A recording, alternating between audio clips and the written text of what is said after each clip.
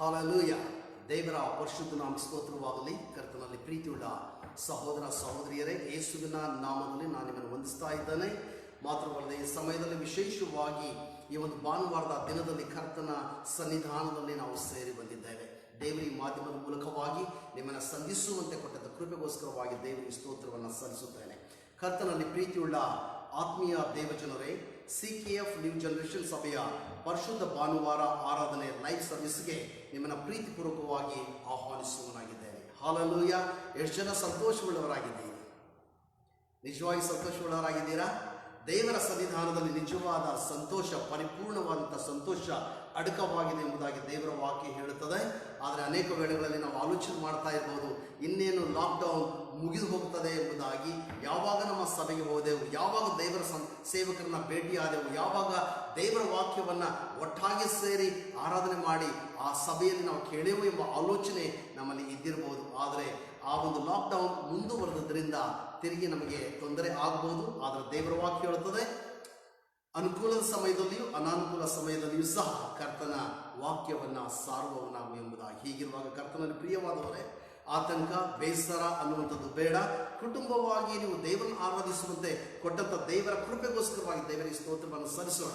ಭಕ್ತನಾದಂಥ ಪೌಲನು ಹೇಳುತ್ತಾನೆ, ಯಾವಾಗಲೂ ಕರ್ತನಲ್ಲಿ ಸಂತೋಷ ಪಡಿರಿ, rejoice in the Lord always. ಸೆರೆಮನೆಯಲ್ಲಿರುವಾಗ ಬರೆದಂಥ ಪತ್ರ ರಿಜಾಯ್ಸ್ ಎಂಬುದಾಗಿ. ಹೀಗಿರುವಾಗ whatever the situation around us, ನಮ್ಮ ಸುತ್ತಲ ಸನ್ನಿವೇಶ ಏನೇ ಆಗಿರಲಿ, ಕರ್ತನ ಸನ್ನಿಧಾನವನ್ನು ನಾವು ಸಂತೋಷ ಪಡುತ್ತಾ ಆತನನ್ನು ಆರಾಧಿಸುವವರಾಗಿರಬೇಕು. ದೇವರ ನಾಮಕ್ಕೆ ಸ್ತೋತ್ರವಾಗಲಿ. ಕರ್ತನಲ್ಲಿ ಪ್ರೀತಿಯುಳ್ಳ ಸಹೋದರ ಸಹೋದರಿಯರೇ, ಈ ಸಮಯದಲ್ಲಿ ನಮ್ಮ ಕಣ್ಣುಗಳನ್ನು ಮುಚ್ಚಿ ನಾವು ಪ್ರಾರ್ಥನೆ ಮಾಡೋಣ. ಪರಿಶುದ್ಧನಾದಂತಹ ದೇವರೇ, ನಿನ್ನ ನಾಮಕ್ಕೆ ಸ್ತೋತ್ರ.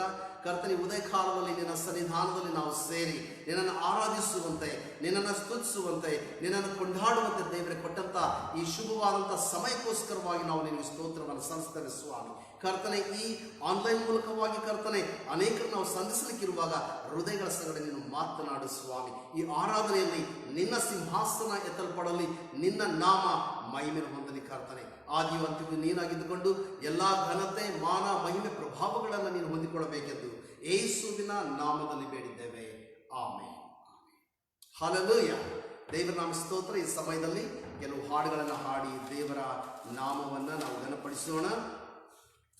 Thank you Lord Jesus. Hallelujah. So ನಮ್ಮ ದೇವರು ಆರಾಧನೆ ಹೊಂದಲು ಯೋಗ್ಯನಾದಂತಹ ದೇವರಾಗಿದ್ದಾನೆ. ದೇವರ ವಾಕ್ಯ ಹೇಳುತ್ತದೆ, ಆತನು ದೇವಾದಿ ದೇವನು, ರಾಜಾದಿರಾಜನು, ಆತನು ತಿರುಗಿ ಬರುವಂತಹ ಕರ್ತನಾಗಿದ್ದಾನೆ. ಹಾಲೆಲೂಯ. ಕರ್ತನಲ್ಲಿ ಪ್ರಿಯವಾದವರೇ, ಕೆಲವು ಹಾಡುಗಳನ್ನು ಹಾಡಿ ದೇವರ ನಾಮವನ್ನು ಘನಪಡಿಸೋಣ. ನೆನಪಿನಲ್ಲಿಟ್ಟುಕೊಳ್ಳಿ, ಪುನರುತ್ಥಾನ ಹೊಂದಿದಂತಹ ದೇವರು ಮುಚ್ಚಲ್ಪಟ್ಟಂಥ ಬಾಗಿಲುಗಳನ್ನು ಮುಚ್ಚಲ್ಪಟ್ಟಿರುವಾಗಲೂ ಸಹ ಮನೆಯಲ್ಲಿ ಪ್ರವೇಶಿಸಿದಂಥ ದೇವರು ಆತನಾಗಿದ್ದಾನೆ. ಆ ಶಿಷ್ಯರನ್ನು ನೋಡಿ ನಿಮಗೆ ಶುಭವಾಗಲಿ ಎಂಬುದಾಗಿ ಹೇಳಿದಂಥ ಕರ್ತನು ನಿಮಗೆ ಶುಭವನ್ನು ಹಾರೈಸುವುದಕ್ಕೋಸ್ಕರವಾಗಿ ಮುಚ್ಚಲ್ಪಟ್ಟಂಥ ನಿಮ್ಮ ಮನೆಯಲ್ಲಿ ಆತನು ಬರಲಿಕ್ಕಿದ್ದಾನೆ. ಹಾಲೆಲೂಯ. ದೇವರ ನಾಮ ಸ್ತೋತ್ರ. ಈ ಸಮಯದಲ್ಲಿ ದೇವಾದಿ ದೇವನು, ರಾಜಾದಿರಾಜನು, ಯೇಸು ನನ್ನ ರಕ್ಷಕ ಎಂಬ ಹಾಡನ್ನು ಹಾಡಿ ದೇವರ ನಾಮವನ್ನು ಘನಪಡಿಸೋಣ. Thank you.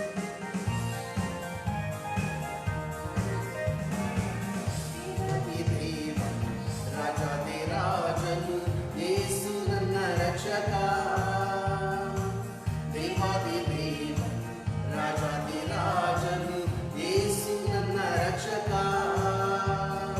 ಯೇಸು ಯೇಸು ಯೇಸು ಯೇಸು ನನ್ನ ರಕ್ಷಕ.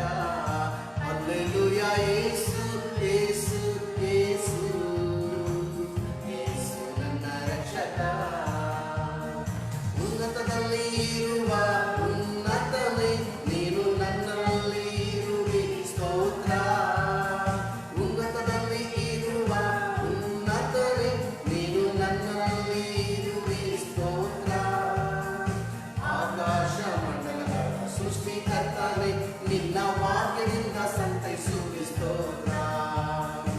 ಆಕಾಶ ಮಂಡಲಗಳ ಸೃಷ್ಟಿಕರ್ತನೇ, ನಿನ್ನ ವಾಕ್ಯದಿಂದ ಸಂತೈಸುವೆ, ಸ್ತೋತ್ರ.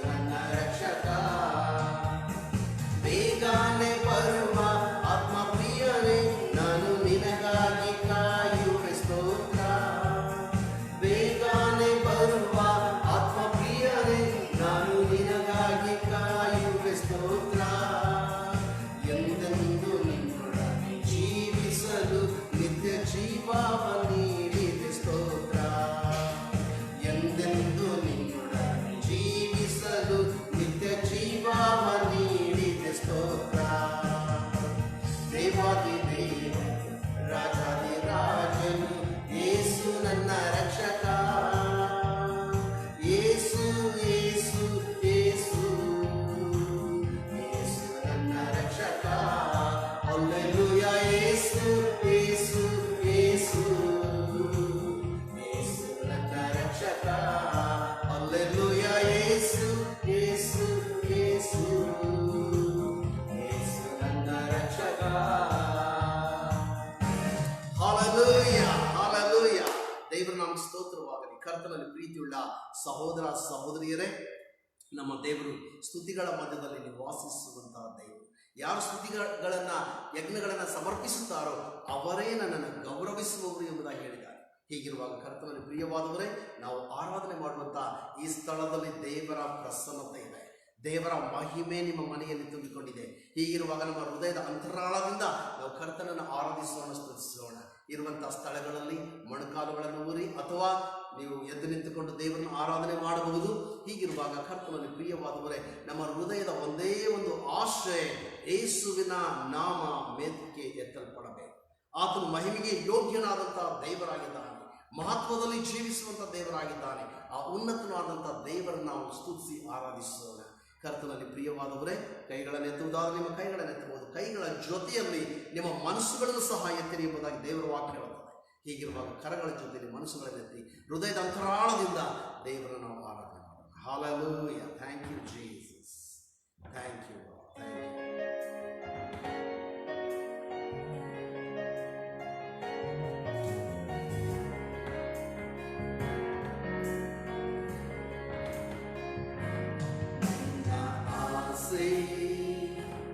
ನನ್ನ ಬಯಕೆ ನಿನ್ನ ನಾಮವ ಮೇಲೆತ್ತುವುದೇ,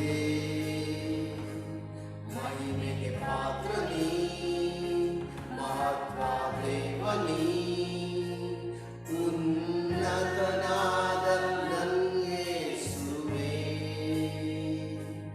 ನನ್ನ ಆಸೆ ನನ್ನ ಬಯಕೆ ನಿನ್ನ ನಾಮವ ಮೇಲೆತ್ತುವುದೇ, ಮಹಿಮೆಗೆ ಪಾತ್ರ ನೀ, ಮಹತ್ವ ದೇವ ನೀ, ಉನ್ನತನಾದ ನನ್ನ ಯೇಸುವೇ. ಎಲ್ಲ ನಾಮಕ್ಕಿಂತಲೂ ಎಲ್ಲ ಶಕ್ತಿಗಿಂತಲೂ ಎಲ್ಲ ಜ್ಞಾನಕ್ಕಿಂತಲೂ ನೀ ಉನ್ನತ. ಎಲ್ಲ ನಾಮಕ್ಕಿಂತಲೂ ಎಲ್ಲ ಶಕ್ತಿಗಿಂತಲೂ ಎಲ್ಲ ಜ್ಞಾನಕ್ಕಿಂತಲೂ ನೀ ಉನ್ನತ. ಯೇಸು ಯೇಸು ಯೇಸು ನೀ ಉನ್ನತ. ಯೇಸು ಯೇಸು ಯೇಸು ನೀ ಉನ್ನತ. Yes, Jesus. ನಮ್ಮ ಕರ್ತನಾದಂಥ ಯೇಸು ಕ್ರಿಸ್ತನ ನಾಮ ಅದು ರಕ್ಷಣೆಯನ್ನು ನೀಡುವಂಥ ನಾಮ. ಯೇಸುವಿನ ನಾಮ ಸ್ವಸ್ಥತೆಯನ್ನು ಕೊಡುವಂಥ ನಾಮ. ಯೇಸುವಿನ ನಾಮ ಬಿಡುಗಡೆಯನ್ನು ಕೊಡುವಂಥ ನಾಮ. ನಮ್ಮ ಶಾಪಗಳನ್ನು ಮುರಿದು ಹಾಕಿ ಪಾಪದಿಂದ ನಮ್ಮನ್ನು ತೊಳೆದು ಆಶೀರ್ವಾದಕ್ಕೆ ನಮ್ಮನ್ನು ನಡೆಸುವಂಥ ನಾಮ.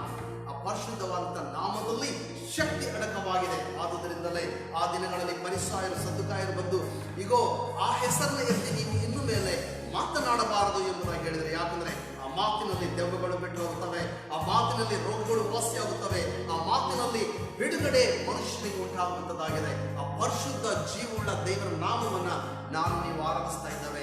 ನಮ್ಮ ಕಣ್ಣುಗಳನ್ನು ಮುಚ್ಚಿ ಆ ಕರ್ತನನ್ನು ನಾವು ದೃಷ್ಟಿಸುತ್ತಾ ನಾವು ಆತನನ್ನು ಆರಾಧಿಸೋಣ. Hallelujah. Thank you, thank you Jesus. ರಕ್ಷಣೆ ನೀಡುವ ನಾಮ ನಿನ್ನದು, ಸ್ವಸ್ಥತೆ ಕೊಡುವ ನಾಮ ನಿನ್ನದು, ಬಿಡುಗಡೆ ಕೊಡುವ ನಾಮ ನಿನ್ನದು ಯೇಸು. ವೈರಿಯ ಓಡಿಸುವ ನಾಮ ನಿನ್ನದು, ಶಾಪವ ಮುರಿಯುವ ನಾಮ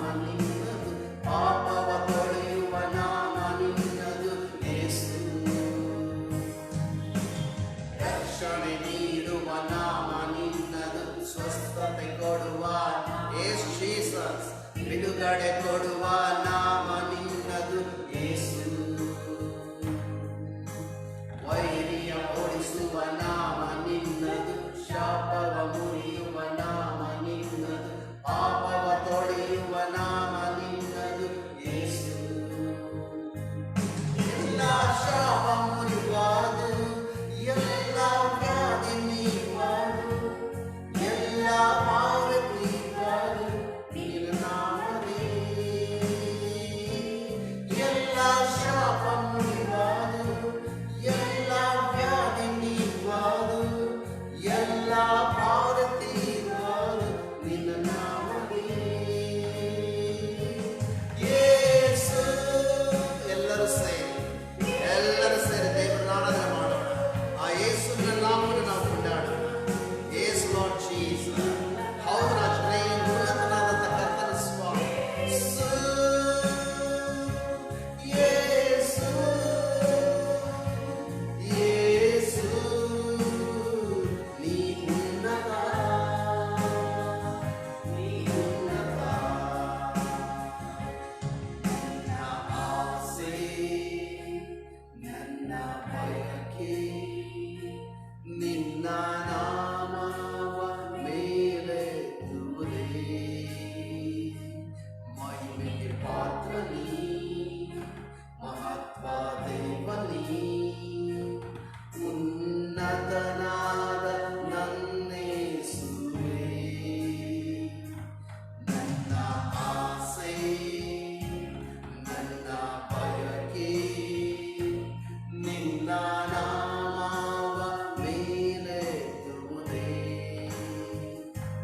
ಮಹಿಮೆಗೆ ಪಾತ್ರ ನೀ, ಮಹತ್ವ ದೇವ ನೀ, ಉನ್ನತನಾದ ನನ್ನೇಸುವೆ. ಎಲ್ಲ ನಾಮಕ್ಕಿಂತಲೂ, ಎಲ್ಲ ಶಕ್ತಿಗಿಂತಲೂ, ಎಲ್ಲ ಜ್ಞಾನಕ್ಕಿಂತಲೂ ನೀ ಉನ್ನತ. ಎಲ್ಲ ನಾಮಕ್ಕಿಂತಲೂ, ಎಲ್ಲ ಶಕ್ತಿಗಿಂತಲೂ, ಎಲ್ಲ ಜ್ಞಾನಕ್ಕಿಂತಲೂ ನೀ ಉನ್ನತ. ಯೇಸು, ಯೇಸು, ಯೇಸು, ನೀ ಉನ್ನತ. ಯೇಸು, ಯೇಸು, ಯೇಸು, ನೀ ಉನ್ನತ, ನೀ ಉನ್ನತ, ನೀ ಉನ್ನತ. ಪರಿಶುದ್ಧನಾದಂತಹ ದೇವರೇ, ಉನ್ನತನು ಮಹೋನ್ನತನೂ ಆದಂತಹ ಕರ್ತನೆ, ಅಪ್ಪ ನಿನ್ನ ನಾಮಕ್ಕೆ ಸ್ತೋತ್ರ ಸ್ವಾಮಿ. ಕರ್ತನೆ, ನಮ್ಮ ಸ್ತುತಿಗಳ ಮಧ್ಯದಲ್ಲಿ ಜೀವಿಸುವಂತಹ ದೇವರು ನೀನು ಸ್ವಾಮಿ. ಇಸ್ರಾಯೇಲ್ನ ಸದಮಲ ಸ್ವಾಮಿ, ಸ್ತುತಿಗಳ ಮಧ್ಯದಲ್ಲಿ ನಿವಾಸಿಸುವಂತಹ ಕರ್ತನೆ. ಅಪ್ಪ ನಿನಗೆ ಸ್ತೋತ್ರ. ನಿನ್ನ ನಾಮವನ್ನು ಸ್ತುತಿಸ್ತೇವೆ, ನಿನ್ನ ನಾಮವನ್ನು ಕೊಂಡಾಡುತ್ತೇವೆ, ನಿನ್ನ ನಾಮವನ್ನು ಆರಾಧಿಸ್ತೇವೆ ಸ್ವಾಮಿ. ಯಾಕಂದ್ರೆ ನಿನ್ನ ನಾಮದಲ್ಲಿ ನಮಗೆ ಬಿಡುಗಡೆ, ನಿನ್ನ ನಾಮದಲ್ಲಿ ನಮಗೆ ರಕ್ಷಣೆ. ಅಪ್ಪ ನಿನಗೆ ಸ್ತೋತ್ರ. ನಮ್ಮನ್ನ ಪ್ರೀತಿ ಮಾಡಿ ನಮಗೋಸ್ಕರವಾಗಿ ನಿನ್ನನ್ನೇ ಅರ್ಪಿಸಿದಂತ ಜೀವವುಳ್ಳಂತ ಯಜ್ಞದ ಕುರಿಮರಿಯಾದಂಥ ಯೇಸುವೆ, ಎಲ್ಲ ಘನತೆ, ಮಾನ, ಮಹಿಮೆ, ಪ್ರಭಾವಗಳು ನಿನಗೆ ಸಲ್ಲಲಿ ಕರ್ತನೆ. ಯೇಸುವೆ ನಿನಗೆ ಸ್ತೋತ್ರ. ಆಮೆನ್. Okay, hallelujah. ದೇವರ ಪರಿಶುದ್ಧ ನಾಮ ಸ್ತೋತ್ರವಾಗಲಿ. ಕರ್ತನಲ್ಲಿ ಪ್ರೀತಿಯುಳ್ಳ ಸಹೋದರ ಸಹೋದರಿಯರೇ, ಈ ಸಮಯದಲ್ಲಿ ನಾವು ದೇವರ ವಾಕ್ಯಗಳನ್ನು ನಾವು ಧ್ಯಾನ ಮಾಡಿಕೊಳ್ಳೋಣ. ಈ ಒಂದು ದಿನ ಪರಿಶುದ್ಧವಾದಂತಹ ದಿನ. ಈ ದಿನದಲ್ಲಿ ನಾನು ಹೇಳುವಂಥ ಮಾತುಗಳು ಮುಂದಣ ಯುಗದಲ್ಲಿ ನಡೆಯುವಂಥ ವಿಚಾರಗಳು, ಮುಂದೆ ಯುಗದ ಸಮಾಪ್ತಿಯ ಕಾಲದಲ್ಲಿ ಏನೇನು ಜರಗಲಿಕ್ಕಿದೆ ಅನ್ನುವಂಥದ್ದನ್ನು ನಾವುಗಳು ಧ್ಯಾನ ಮಾಡಲಿಕ್ಕಿದ್ದೇವೆ. ಈ ದಿನಗಳಲ್ಲಿ ನಾವು ಏನನ್ನ ಅನುಭವಿಸ್ತಾ ಇದ್ದೇವೋ, ಸುತ್ತಮುತ್ತಲೂ ನಾವು ಏನನ್ನ ಗಮನಿಸುತ್ತಾ ಇದ್ದೇವೋ, ಅದೆಲ್ಲ ಸತ್ಯವೇದದಲ್ಲಿ ಆಗಲೇ ಬರೆಯಲ್ಪಟ್ಟಿದೆ. ಆ ಬರೆದಂಥದ್ದನ್ನೇ ಈ ದಿನಗಳಲ್ಲಿ ನಾವು ನೋಡ್ತಾ ಇದ್ದೇವೆ. ಕರ್ತನಲ್ಲಿ ಪ್ರೀತಿಯುಳ್ಳ ಸಹೋದರ ಸಹೋದರಿಯರೇ, ಈ ದಿನಗಳಲ್ಲಿ ನಾವು ಮನೆಗಳಲ್ಲಿ ಇದ್ದೇವೆ. ಆ ದಿನದಲ್ಲಿ ಸಹ ದೇವರು ಹೇಳಿದ, ಇಗೋ ನೀವು ನಿಮ್ಮ ಮನೆ ಒಳಗಡೆ ಸೇರಿಕೊಳ್ಳಿರಿ, ನಿಮ್ಮ ಬಾಗಿಲುಗಳಿಗೆ, ನಿಮ್ಮ ನಿಲುವು ಪಟ್ಟಿಗಳಿಗೆ ಯಜ್ಞದ ಕುರಿಯ ರಕ್ತವನ್ನು ಹಚ್ಚಿರಿ, ಸಂಹಾರಕ ದೂತನು ಆ ಮಾರ್ಗದಲ್ಲಿ ಹಾದು ಹೋಗುವಾಗ ಆತನು ನಿಮಗೆ ಏನನ್ನೂ ಮಾಡದೆ ಆತನು ಹೊರಟು ಹೋಗುವನು ಎಂಬುದಾಗಿ ಬರೆಯಲ್ಪಟ್ಟಿದೆ. ಹೀಗಿರುವಾಗ ಕರ್ತನಲ್ಲಿ ಪ್ರಿಯವಾದವರೇ, ನಾವು ಮನೆಗಳಲ್ಲಿದ್ದೇವೆ ಎಂಬುದಾಗಿ ಹೇಳುವಾಗ ಒಳ್ಳೆಯ ಸಮಯ ಆರಾಧನೆ ಮಾಡುವುದಕ್ಕೆ, ಒಳ್ಳೆಯ ಸಮಯ ಪ್ರಾರ್ಥನೆ ಮಾಡುವುದಕ್ಕೆ. ಹೀಗಿರುವಾಗ ಕರ್ತನಲ್ಲಿ ಪ್ರಿಯವಾದವರೇ, ಹೆಚ್ಚಾಗಿ ನಾವು ಪ್ರಾರ್ಥನೆ, ಆರಾಧನೆ, ವಾಕ್ಯದಲ್ಲಿ ನಾವು ಸಮಯವನ್ನು ಕಳೆಯುವುದು ಬಹಳ ಪ್ರಾಮುಖ್ಯ. ಈ ದಿನ ನಾವು ಧ್ಯಾನ ಮಾಡಲಿಕ್ಕೆ ಇರುವಂಥ ಅಂಶ ಏನೆಂದರೆ ಯೇಸುವಿನ ಪ್ರತ್ಯಕ್ಷತೆ, ಯೇಸುವಿನ ಎರಡನೇ ಬರೋಣ, ಯೇಸುವಿನ ಆ ಒಂದು ಮಧ್ಯಾಕಾಶದಲ್ಲಿ ಬರುವಂಥ ರಹಸ್ಯವಾದಂಥ ಬರೋಣ ಮತ್ತು ಮಾತ್ರವಲ್ಲದೆ ಯುಗದ ಅಂತ್ಯದಲ್ಲಿ ಏನು ಜರಗಲಿಕ್ಕಿದೆ ಅನ್ನುವಂಥ ವಿಷಯಗಳನ್ನು ಕೂಲಾಂಕುಷವಾಗಿ ದೇವರ ವಾಕ್ಯದ ಮೂಲಕವಾಗಿ ನಾವು ಧ್ಯಾನ ಮಾಡಲಿಕ್ಕಿದ್ದೇವೆ. ಹೀಗಿರುವಾಗ ನಾವೆಲ್ಲರೂ ಕ್ಷಣಕಾಲ ದೇವರ ವಾಕ್ಯದ ಕಡೆಗೆ ನಮ್ಮ ಗಮನವನ್ನು ಹರಿಸೋಣ. ದೇವರ ಧ್ಯಾನಕ್ಕಾಗಿ ಆರಿಸಿಕೊಂಡ ವೇದ ವಾಕ್ಯವು ಮತ್ತಾಯನು ಬರೆದ ಸುವಾರ್ತೆ 24ನೇ ಅಧ್ಯಾಯ 3ನೇ ವಚನ. ಮತ್ತಾಯನು ಬರೆದ ಸುವಾರ್ತೆ 24ನೇ ಅಧ್ಯಾಯ 3ನೇ ವಚನವನ್ನು ನಾವು ಓದಿಕೊಳ್ಳೋಣ. ಬಳಿಕ ಆತನು ಎಣ್ಣೆಯ ಮರಗಳ ಗುಡ್ಡದ ಮೇಲೆ ಕೂತಿದ್ದಾಗ ಶಿಷ್ಯರು ಆತನ ಬಳಿಗೆ ಪ್ರತ್ಯೇಕವಾಗಿ ಬಂದು, ಅದು ಯಾವಾಗ ಆಗುವುದು? ನೀನು ಪ್ರತ್ಯಕ್ಷನಾಗುವುದಕ್ಕೂ ಯುಗದ ಸಮಾಪ್ತಿಗೂ ಸೂಚನೆ ಏನು? ನಮಗೆ ಹೇಳು. ಹಾಲೆಲೂಯ. ಕರ್ತನಲ್ಲಿ ಪ್ರೀತಿಯುಳ್ಳ ಸಹೋದರ ಸಹೋದರಿಯರೇ, ಯೇಸುವಿನ ಶಿಷ್ಯರು ಆತನ ಬಳಿಗೆ ಬಂದರು. ಆತನು ಎಣ್ಣೆ ಮರಗಳ ಗುಡ್ಡದ ಮೇಲೆ ಕೂತಿದ್ದಾಗ ಶಿಷ್ಯರು ಆತನ ಬಳಿಗೆ ಪ್ರತ್ಯೇಕವಾಗಿ ಬಂದು ಆತನಿಗೆ ಪ್ರಶ್ನೆಯನ್ನ ಮಾಡ್ತಾ ಇದ್ದಾರೆ. ಏನೆಂಬುದಾಗಿ ಪ್ರಶ್ನೆಯನ್ನು ಮಾಡ್ತಾ ಇದ್ದಾರೆ? ಅದು ಯಾವಾಗ ಆಗುವುದು? When it is going to happen. ನಿನ್ನ ರಾಜ್ಯ ಬರುವಂಥದ್ದು, ನೀನು ಬರುವಂಥದ್ದು, ನಿನ್ನ ಪ್ರತ್ಯಕ್ಷ ಯಾವಾಗ ಆಗುವಂಥದ್ದಾಗಿದೆ? ಅದು ಯಾವಾಗ ಆಗುವುದು? ನೀನು ಪ್ರತ್ಯಕ್ಷನಾಗುವುದಕ್ಕೂ ಯುಗದ ಸಮಾಪ್ತಿಗೂ ಸೂಚನೆ ಏನು ಎಂಬುದಾಗಿ ಯೇಸು ಸ್ವಾಮಿಯನ್ನ ಕೇಳ್ತಾ ಇದ್ದಾರೆ. ಕರ್ತನಲ್ಲಿ ಪ್ರೀತಿಯುಳ್ಳ ಸಹೋದರ ಸಹೋದರಿಯರೇ, ಅವರು ಯಾಕೆ ಈ ಪ್ರಶ್ನೆಯನ್ನ ಯೇಸು ಸ್ವಾಮಿಗೆ ಕೇಳ್ತಾ ಇದ್ದಾರೆ? ಯಾಕೆ ಅವರು ಯೇಸು ಸ್ವಾಮಿಗೆ ಈ ಪ್ರಶ್ನೆಯನ್ನ ಕೇಳ್ತಾ ಇದ್ದಾರೆ ಅಂದ್ರೆ, ಯೇಸು ಸ್ವಾಮಿ ಒಬ್ಬ ಪ್ರವಾದಿ ಆಗಿದ್ದಾನೆ. ಯೇಸು ಸ್ವಾಮಿ ಆ ಪ್ರವಾದಿಗೆ ಎಲ್ಲವೂ ಗೊತ್ತಿರುತ್ತದೆ. ಮುಂದೆ ನಡೆಯುವಂತಹ ಸಂಗತಿಗಳನ್ನ ಆತನು ತನ್ನ ದೂರದೃಷ್ಟಿಯಲ್ಲಿಯೇ ಎಲ್ಲವನ್ನ ಗ್ರಹಿಸುವಂತ ದೇವರಾಗಿದ್ದಾನೆ. ಹೀಗಿರುವುದರಿಂದ ಯೇಸು ಸ್ವಾಮಿಯ ಬಳಿಯಲ್ಲಿ ಬಂದು ಆತನು ಮುಂದೆ ನಡೆಯುವಂತ ಕಾರ್ಯಗಳ ಕುರಿತಾಗಿ ಏನನ್ನು ಹೇಳುತ್ತಾನೆ ಎಂಬುದಾಗಿ ತಿಳಿದವರಾಗಿ ಈ ಪ್ರಶ್ನೆಯನ್ನ ಆತನಿಗೆ ಅವರು ಕೇಳುತ್ತಾ ಇದ್ದಾರೆ. ಕರ್ತನಲ್ಲಿ ಪ್ರಿಯವಾದವರೇ, ಇವರು ಕೇಳಿದಂತ ಈ ಪ್ರಶ್ನೆಯಲ್ಲಿ ಅವರು ಈ ರೀತಿಯಾಗಿ ಕೇಳುತ್ತಾ ಇಲ್ಲ, ಸ್ವಾಮಿ ನೀನು ನಿಜವಾಗಿ ಬರುತ್ತೀಯೋ? ಅವರು ಕೇಳಲಿಲ್ಲ. ಯುಗದ ಸಮಾಪ್ತಿ ಅದು ನಿಜವಾಗಿಯೂ ಆಗುತ್ತದೋ? ಅವರು ಕೇಳಲಿಲ್ಲ. ಕರ್ತನಲ್ಲಿ ಪ್ರೀತಿಯುಳ್ಳ ಸಹೋದರ ಸಹೋದರಿಯರೇ, ಅವರು ಕೇಳಿದಂತ ಪ್ರಶ್ನೆ ಏನಂದ್ರೆ, ಅವರ ಆಲೋಚನೆಯಲ್ಲಿರುವಂತಹ ಸಂಗತಿ ಏನಂದ್ರೆ, ಯೇಸು ಸ್ವಾಮಿ ಬರುವಂಥದ್ದು ಬಹಳ ಖಚಿತವಾಗಿದೆ, ಆತನ ರಾಜ್ಯ ಬರುವಂಥದ್ದು ಖಚಿತವಾಗಿದೆ, ಅದರಲ್ಲಿ ನಮಗೆ ವಿಶ್ವಾಸವಿದೆ, ಅಲ್ಲಿ ಎಲ್ಲೂ ಕಾಳಷ್ಟು ಸಂದೇಹ ಅನ್ನುವಂಥದ್ದು ಇಲ್ಲ, ನಿಶ್ಚಲವಾದಂಥ ನಂಬಿಕೆಯುಳ್ಳವರಾಗಿದ್ದಾರೆ. ಆದುದರಿಂದ ಆತನು ಬರುವಾಗ ಯಾವಾಗ ಬರುತ್ತಾನೆ, ಇದೆಲ್ಲ ಯಾವಾಗ ಆಗುತ್ತದೆ, ಬರುವಂಥದ್ದು ನಿಶ್ಚಯವಾದಂಥ ಸಂಗತಿಯಾಗಿದೆ. ಯುಗದ ಸಮಾಪ್ತಿಯೂ ಸಹ ಅದು ಖಂಡಿತವಾಗಿ ಯುಗದ ಸಮಾಪ್ತಿ, ಅಂತ್ಯ, ಲೋಕದ ಅಂತ್ಯ ಆಗುತ್ತದೆ ಅನ್ನುವಂಥದ್ದು ತಿಳಿದಿದೆ. ಆದರೆ ಅವರ ಪ್ರಶ್ನೆ ಏನಂದ್ರೆ, ಇದೆಲ್ಲ ಯಾವಾಗ ಆಗುತ್ತದೆ? ಇದೆಲ್ಲ ಯಾವಾಗ ಆಗುತ್ತದೆ? ಅದು ಯಾವಾಗ ಆಗುವುದು? ನೀನು ಪ್ರತ್ಯಕ್ಷನಾಗುವುದಕ್ಕೂ ಯುಗದ ಸಮಾಪ್ತಿಗೂ ಸೂಚನೆ ಏನಾಗಿದೆ? ಹಾಗಾದ್ರೆ ಕರ್ತನಲ್ಲಿ ಪ್ರಿಯವಾದವರೇ, ಯೇಸು ಸ್ವಾಮಿಯ ಶಿಷ್ಯರಿಗೆ ಅವರ ಒಳಗಡೆ ಒಂದು ಕುತೂಹಲ, ಅವರ ಒಳಗಡೆ ಒಂದು ಹಂಬಲ, ಮುಂದಿನ ಯುಗದಲ್ಲಿ ನಡೆಯುವಂತಹ ಸಂಗತಿಗಳನ್ನ ತಿಳಿದುಕೊಳ್ಳುವಂತ ಆಲೋಚನೆ ಅವರ ಒಳಗಡೆ ಇರುವುದನ್ನು ನಾವು ನೋಡುತ್ತೇವೆ. ಹಾಗಾದರೆ ದೇವರ ಮಕ್ಕಳಾದಂಥ ನಾವು, ದೇವ ಜನರೇ, ಕ್ರೈಸ್ತರೇ, ಎಷ್ಟರ ಮಟ್ಟಿಗೆ ಯೇಸು ಸ್ವಾಮಿ ಬರೋಣದ ವಿಚಾರದಲ್ಲಿ ನಾವು ಆಲೋಚನೆ ಉಳ್ಳವರಾಗಿದ್ದೇವೆ?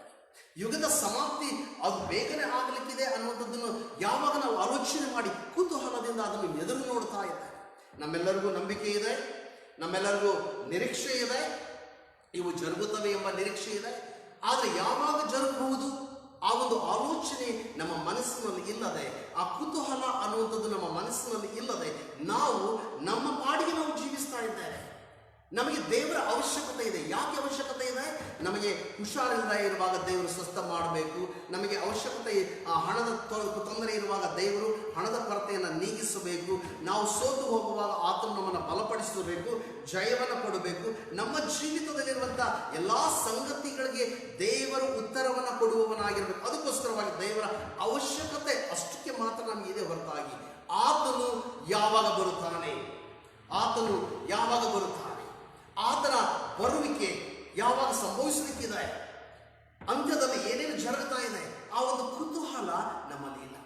ಮನುಷ್ಯನು ಸ್ವಾರ್ಥಿಯಾಗಿ ತನ್ನ ಕುಟುಂಬ, ತನ್ನ ಸಮಸ್ಯೆಗಳು, ತನ್ನ ಪ್ರಾರ್ಥನೆಗೆ ಉತ್ತರ ಬರಲಿಲ್ಲವಲ್ಲ ಮತ್ತು ಸಂಪಾದನೆ, ಹಣ, ಗರ್ವ ಇವುಗಳಲ್ಲಿಯೇ ನಾವು ಜೀವಿಸ್ತಾ ಇದ್ದೇವೆ ಹೊರತಾಗಿ ದೇವರ ಕುರಿತಾದಂಥ ಆಲೋಚನೆಗಳನ್ನು ನಾನು ನೀವುಗಳು ಮಾಡ್ತಾ ಇಲ್ಲ. ಒಂದು ವೇಳೆ ನಾವು ನೀವುಗಳು ಆ ರೀತಿಯಾಗಿ ಆಲೋಚನೆ ಮಾಡುವುದಾದರೆ ನಮ್ಮ ಜೀವಿತವನ್ನು ಬಹಳ ಸೂಕ್ಷ್ಮವಾಗಿ ಈ ಲೋಕದಲ್ಲಿ ನಾವು ಕಳೆಯಬೇಕಾಗಿರ್ತದೆ. ನಾವೇನಾದರೂ ಮಾತನಾಡಬೇಕಾದ್ರೂ ಸಹ ಯೋಚನೆ ಮಾಡಿ ಮಾತನಾಡಬೇಕು. ನಾವೇನಾದರೂ ಮಾಡಬೇಕಾದ್ರೂ ಸಹ ಯೋಚನೆಯನ್ನು ನಾವು ಮಾಡಬೇಕು. ಅನೇಕ ವೇಳೆಗಳಲ್ಲಿ ನನ್ನ ಸಹೋದರ ಸಹೋದರಿಯೇ, ನೀನು ಏನು ಮಾಡ್ತಾ ಇದೆಯೋ ಅದು ನಿನಗೆ ತಿಳಿಯದಾಗಿದೆ. ಒಂದು ವೇಳೆ ನೀನು ಮಾಡುವಂತಹ ಕಾರ್ಯಗಳ ಮಧ್ಯದಲ್ಲಿ ಅದೇ ಸಮಯದಲ್ಲಿ ಯೇಸು ಸ್ವಾಮಿ ಬರುವುದಾದರೆ ನಿನ್ನ ಗತಿ ಏನಾದೀತು? ಆದುದರಿಂದ ದೇವರ ವಾಕ್ಯದ ಪ್ರಕಾರವಾಗಿ ಮುಂಚಿತವಾಗಿಯೇ ಎಲ್ಲಾ ಸಂಗತಿಗಳನ್ನು ಸತ್ಯವೇದದಲ್ಲಿ ಬಯಲುಪಡಿಸಿರುವುದನ್ನು ನಾವು ನೋಡುತ್ತೇವೆ. ಹಾಗಾದರೆ ಕರ್ತನಲ್ಲಿ ಪ್ರಿಯವಾದವರೇ, ಇದು ಯಾವಾಗ ಆಗುತ್ತದೆ? ನಿನ್ನ ಪ್ರತ್ಯಕ್ಷತೆಗೂ ಮತ್ತು ಯುಗದ ಸಮಾಪ್ತಿಗೂ ಏನು ಸೂಚನೆಯಾಗಿದೆ? ಹಾಗಾದರೆ ಆತನು ತಿರುಗಿ ಬರುತ್ತಾನೆ ಎಂಬ ಸಂಗತಿಯಲ್ಲಿ ಹಳೆ ಒಡಂಬಡಿಕೆಯ ವಿಶ್ವಾಸಿಗಳು ಸಹ ಅವರು ವಿಶ್ವಾಸವನ್ನು ಇಟ್ಟಿರುವುದನ್ನು ನಾವು ನೋಡುತ್ತೇವೆ. ಯೋಬನ ಗ್ರಂಥ 19ನೇ ಅಧ್ಯಾಯ 26ನೇ ವಚನ. ಯೋಬನ ಗ್ರಂಥ 19ನೇ ಅಧ್ಯಾಯ 26ನೇ ವಚನ. ನನ್ನ ಚರ್ಮವು ಹೀಗೆ ಬಿರಿದು ಹಾಳಾದ ಬಳಿಕ ನಿರ್ದೇಹನಾಗಿ ದೇವರನ್ನು ನೋಡುವೆನು, ಕಣ್ಣಾರೆ ಕಾಣುವೆನು, ನಾನೇ ನಾನಾಗಿ ನೋಡುವೆನು, ಮತ್ತೊಬ್ಬನಾಗಿ ಅಲ್ಲ. ಇಕೋ, ನನ್ನ ಜೀವ ನಾಯಕನನ್ನ, ನನ್ನ ವಿಮೋಚಕನನ್ನ ನಾನು ನೋಡುತ್ತೇನೆ. ನಾನು ನಿರ್ದೇಹನಾಗುತ್ತೇನೆ. ನನ್ನ ಚರ್ಮವು ಈ ರೀತಿಯಾಗಿ ಬಿರಿದು ಅದು ನಾನು ನಿರ್ದೇಹನಾಗುವಾಗ ನಾನು ಕಣ್ಣಾರೆ ನನ್ನ ಸ್ವಾಮಿಯನ್ನು ನಾನು ನೋಡುತ್ತೇನೆ ಎಂಬ ವಿಶ್ವಾಸ ಯೋಬನ ಮನಸ್ಸಿನಲ್ಲಿ, ಹೃದಯದಲ್ಲಿ ಇರುತ್ತಾ ಇರುವುದನ್ನು ನಾವು ನೋಡ್ತೇವೆ. I will see my God, my deliverer, ನನ್ನ ವಿಮೋಚಕನು, ನನ್ನ ಜೀವ ನಾಯಕನನ್ನ ನಾನು ಕಣ್ಣಾರೆ ನೋಡುತ್ತೇನೆ. ನಾನು ನಾನಾಗಿಯೇ ನೋಡುತ್ತೇನೆ, ಮತ್ತೊಬ್ಬನಾಗಿ ಅಲ್ಲ ಎಂಬುದಾಗಿ ಹೇಳುವುದನ್ನು ನಾವು ನೋಡುತ್ತೇವೆ. ಹಾಗಾದರೆ ಕರ್ತನಲ್ಲಿ ಪ್ರೀತಿಯುಳ್ಳ ಸಹೋದರ ಸಹೋದರಿಯರೇ, ಹಳೆ ಒಡಂಬಡಿಕೆ ವಿಶ್ವಾಸಿಗಳು ಸಹ ಯೇಸು ಕ್ರಿಸ್ತನ ಮೆಸ್ಸೆಯನ ಬರುವಿಕೆಯಲ್ಲಿ ವಿಶ್ವಾಸ ಇಟ್ಟಿರುವುದನ್ನು ನಾವು ನೋಡುತ್ತೇವೆ.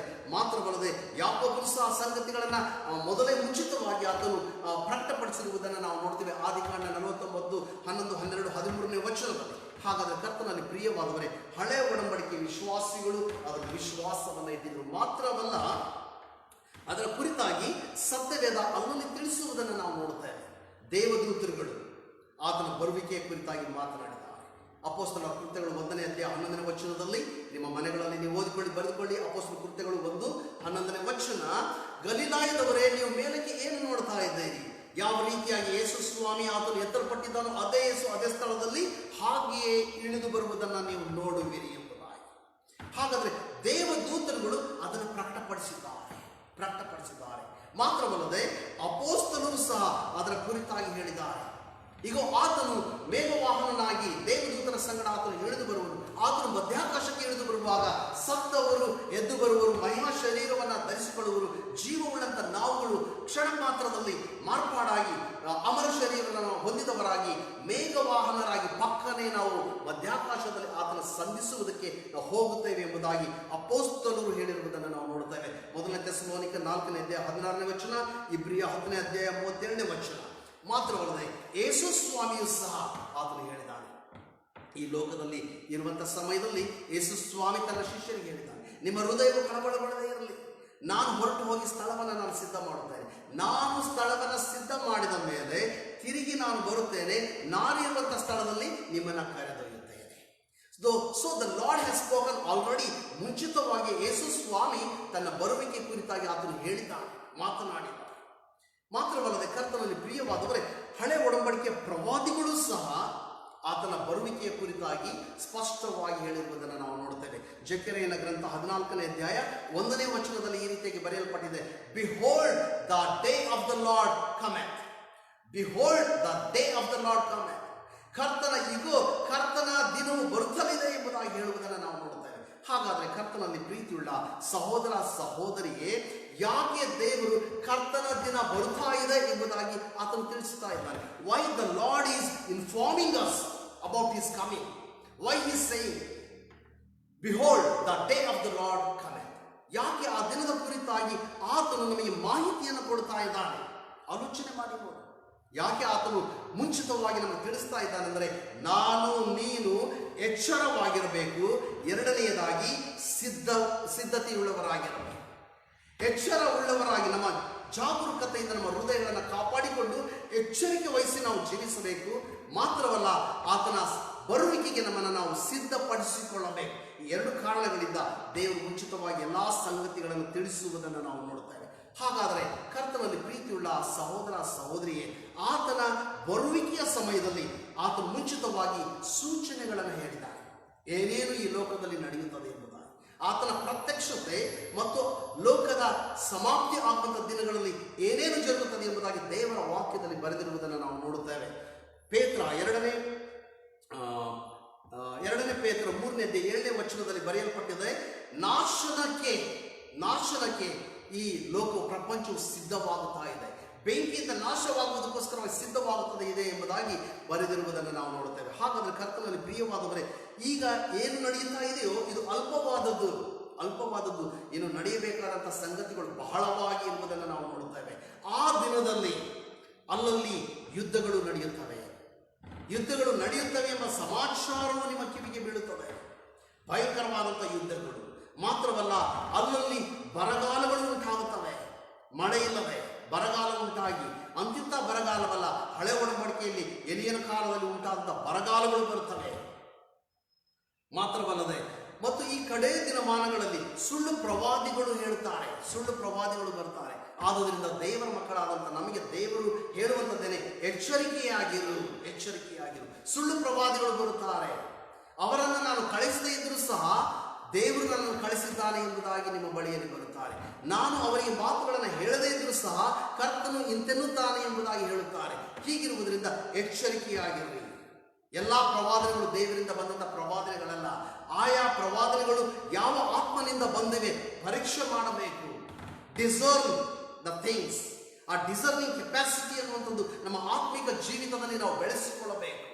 ಕರ್ತನಲ್ಲಿ ಪ್ರಿಯವಾದವರೇ, ಕಡೆ ದಿನಮಾನಗಳಲ್ಲಿ ಸುಳ್ಳು ಪ್ರವಾದಿಗಳು ಏಳುವರು ಎಂಬುದಾಗಿ ನಾವು ನೋಡುತ್ತೇವೆ. ಕರ್ತನಲ್ಲಿ ಪ್ರಿಯವಾದವರೇ, ಸುಳ್ಳು ಪ್ರವಾದಿಗಳು ಅಂದರೆ ಯಾರು? ನಿಜವಾದ ಪ್ರವಾದಿಗಳು ಅಂದರೆ ಯಾರು? ನಿಜವಾದ ಪ್ರವಾದಿಗಳು ಮುಂದೆ ನಡೆಯುವಂಥ ಸಂಗತಿಗಳ ಕುರಿತಾಗಿ ಮುಂಚಿತವಾಗಿಯೇ ಪ್ರವಾದನೆ ಮಾಡ್ತಾರೆ. ಆ ಪ್ರವಾದನೆಗಳು ತಕ್ಕ ಕಾಲದಲ್ಲಿ ನೆರವೇರುವಂಥವುಗಳಾಗಿರ್ತವೆ. ಅವರು ಮುಂಚಿತವಾಗಿ ಹೇಳುವಂಥ ಪ್ರವಾದಿಗಳು ನಿಜವಾದ ಪ್ರವಾದಿಗಳು.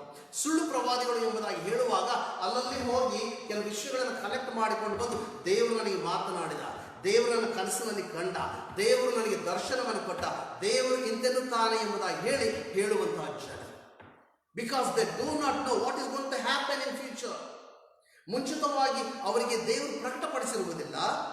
ದೇವರು ನನಗೆ ಕಂಡನು, ದೇವರು ನನಗೆ ಹೇಳಿದ ಎಂಬುದಾಗಿ ಹೇಳುವಂಥದ್ದು. ಹೀಗಿರುವಾಗ ಸುಳ್ಳು ಪ್ರವಾದಿಗಳ ವಿಚಾರದಲ್ಲಿ ಎಚ್ಚರಿಕೆಯಾಗಿರಲಿ. ಮಾತ್ರವಲ್ಲದೆ, ಕಡೆ ದಿನಮಾನಗಳಲ್ಲಿ ಮತಭ್ರಷ್ಟತೆ ಹೆಚ್ಚಾಗಿರುವುದನ್ನು ನಾವು ಗಮನಿಸ್ತೇವೆ.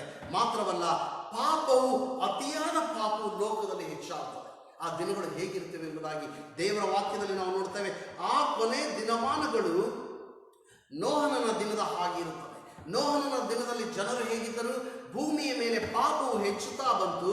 ಮನುಷ್ಯನು ಆಲೋಚನೆ ಮಾಡುವುದೆಲ್ಲವೂ ಬರೀ ಪಾಪವಾಗಿತ್ತು ಎಂಬುದಾಗಿ ನಾವು ನೋಡುತ್ತೇವೆ. ಆತನು ಹೃದಯದಲ್ಲಿ ಆಲೋಚನೆ ಮಾಡುವುದೆಲ್ಲ ಬರೀ ಕೆಟ್ಟದಾಗಿತ್ತು ಎಂಬುದಾಗಿ. ಆದುದರಿಂದ ದೇವರು ಜಲಪ್ರಳಯವನ್ನು ಬರಮಾಡಿ ನಾಶ ಮಾಡುತ್ತೇನೆ ಎಂಬುದಾಗಿ ತೀರ್ಮಾನ ಮಾಡುವುದನ್ನು ನಾವು ನೋಡ್ತೇವೆ.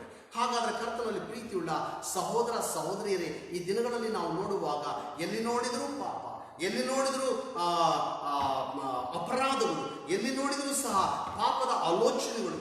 ಮನುಷ್ಯನು ಯೋಚನೆ ಮಾಡುವಂಥದ್ದೆಲ್ಲವೂ ಯಾವುದು ಶುಭವಾದದ್ದಲ್ಲ, ಎಲ್ಲ ಕೆಟ್ಟತನದಿಂದ ತುಂಬಿರುವಂಥದ್ದಾಗಿದೆ. ಹೀಗಿರುವಾಗ ಪಾಪ ಪರಮಾವಧಿಗೆ ಅದು ಏರುವಂಥದ್ದಾಗಿರುವಂಥದ್ದಾಗಿದೆ. ಆ ಒಂದು ಪಾಪಗಳ ನಿಮಿತ್ತವಾಗಿಯೇ ದೇವರ ವಾಕ್ಯದಲ್ಲಿ ಹೇಳುತ್ತದೆ, ಇಗೋ ನಾನು ನನ್ನ ಜನರ ಮೇಲೆ ಕ್ಷಾಮವನ್ನು ಬರಮಾಡುವಾಗಲೂ. ಯಾರು ಕ್ಷಾಮವನ್ನು ಬರಮಾಡ್ತಾರೆ? ದೇವರೇ. ನಾನು ದೇಶದ ಮೇಲೆ ವ್ಯಾಧಿಯನ್ನು ಬರಮಾಡುವಾಗಲೂ ಅಲ್ವಾ. ಸೊ ಹಾಗಾದ್ರೆ ಕರ್ತನಲ್ಲಿ ಪ್ರಿಯವಾದವರೇ, ಅವೆಲ್ಲವೂ ಬರುವಂಥದ್ದು ನಾನು ಬರಮಾಡುವಾಗ ನನ್ನ ಹೆಸರುಗೊಂಡ ನನ್ನ ಜನರು, ನನ್ನ ಪ್ರಜೆಗಳು ಎಂಬುದಾಗಿ ಹೆಸರುಗೊಂಡ ನನ್ನ ಜನರು ತಮ್ಮನ್ನು ತಗ್ಗಿಸಿಕೊಂಡು ತಮ್ಮ ಕೆಟ್ಟ ನಡತೆಯನ್ನು ಬಿಟ್ಟು ನನ್ನನ್ನು ಪ್ರಾರ್ಥಿಸುವುದಾದರೆ ನಾನು ದೇಶದಲ್ಲಿ ಆರೋಗ್ಯವನ್ನು ದಯಪಾಲಿಸುತ್ತೇನೆ ಎಂಬುದಾಗಿ ದೇವರು ಹೇಳಿದ್ದಾರೆ. ಹಾಗಾದರೆ ದೇವರ ಮಕ್ಕಳಾದಂಥ ನಾವು ಈ ಎಲ್ಲ ಪಾಪಗಳ ನಿಮಿತ್ತವಾಗಿ ಲೋಕದಲ್ಲಿ ಪಾಪ ಹೆಚ್ಚುತ್ತಾ ಇರುವುದರಿಂದ ಕಾಯಿಲೆಗಳು ಹೆಚ್ಚಾಗ್ತಾ ಇದೆ. ಈ ದಿನಗಳಲ್ಲಿ ಬರುವಂಥ ಕಾಯಿಲೆಗಳು ಭಯಂಕರವಾಗಿದೆ. ಅದಕ್ಕೆ ಔಷಧಿಗಳೇ ಇಲ್ಲ. ಔಷಧಿಗಳನ್ನು ಕಂಡುಹಿಡಿತಾ ಇದ್ದಾರೆ. ಯಾರು ಕಂಡುಹಿಡಿಬೇಕು? ಇಸ್ರಾಯೇಲ್ ಜನರೇ ಕಂಡುಹಿಡಿಬೇಕು. ಯಾಕಂದ್ರೆ ದೇವರು ವಿಶೇಷವಾದಂಥ ಜ್ಞಾನವನ್ನು ಅವರಿಗೆ ಅನುಗ್ರಹ ಮಾಡಿದ್ದಾರೆ. ಕರ್ತನಲ್ಲಿ ಪ್ರಿಯವಾದವರೇ, ಈ ದಿನಗಳಲ್ಲಿ ನಾವು ನೋಡುವಾಗ ಸೋಂಕು ರೋಗ ಬೈಬಲಲ್ಲಿ ಆಗಲೇ ಬರೆಯಲ್ಪಟ್ಟಿದೆ. ಸೋಂಕು ರೋಗದ ಕುರಿತಾಗಿ ಪ್ರಕಟಣೆ ಗ್ರಂಥ 6ನೇ ಅಧ್ಯಾಯ 8ನೇ ವಚನದಲ್ಲಿ ಬರೆಯಲ್ಪಟ್ಟಿದೆ.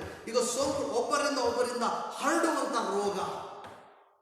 ಈ ದಿನಗಳಲ್ಲಿ ನಾವು ನೋಡುವಾಗ ಈ ಕೊರೋನಾ ವೈರಸ್ ಅನ್ನುವಂಥದ್ದು ಪ್ರಪಂಚದ ಎಲ್ಲಾ ಭಾಗಗಳಲ್ಲಿ ಜನರನ್ನ ತಲ್ಲಣಗೊಳಿಸಿರುವಂಥದ್ದಾಗಿದೆ.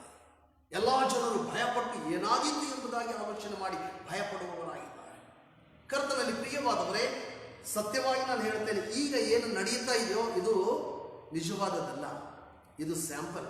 ನೀವು ನೀವು ಒಂದು ಸ್ವೀಟ್ ಅಂಗಡಿಗೆ ಹೋಗುವಾಗ ಅವ್ರೇನು ಮಾಡ್ತಾರೆ, ಸ್ವಲ್ಪ ಸ್ವೀಟ್ ನೋಡಿ ಸರ್ ಅಂತ ಕೊಡ್ತಾರಲ್ವಾ, ತಿಂದು ನೋಡಿ ಅಂತಂತಾರೆ, ಸ್ಯಾಂಪಲ್ ಕೊಡ್ತಾರಲ್ಲ. ಇದು ದೇವರೇನು ಮಾಡ್ತಾ ಇದ್ದಾನೆ, ಇದೆಲ್ಲ ಸ್ಯಾಂಪಲ್ಗಳೇ.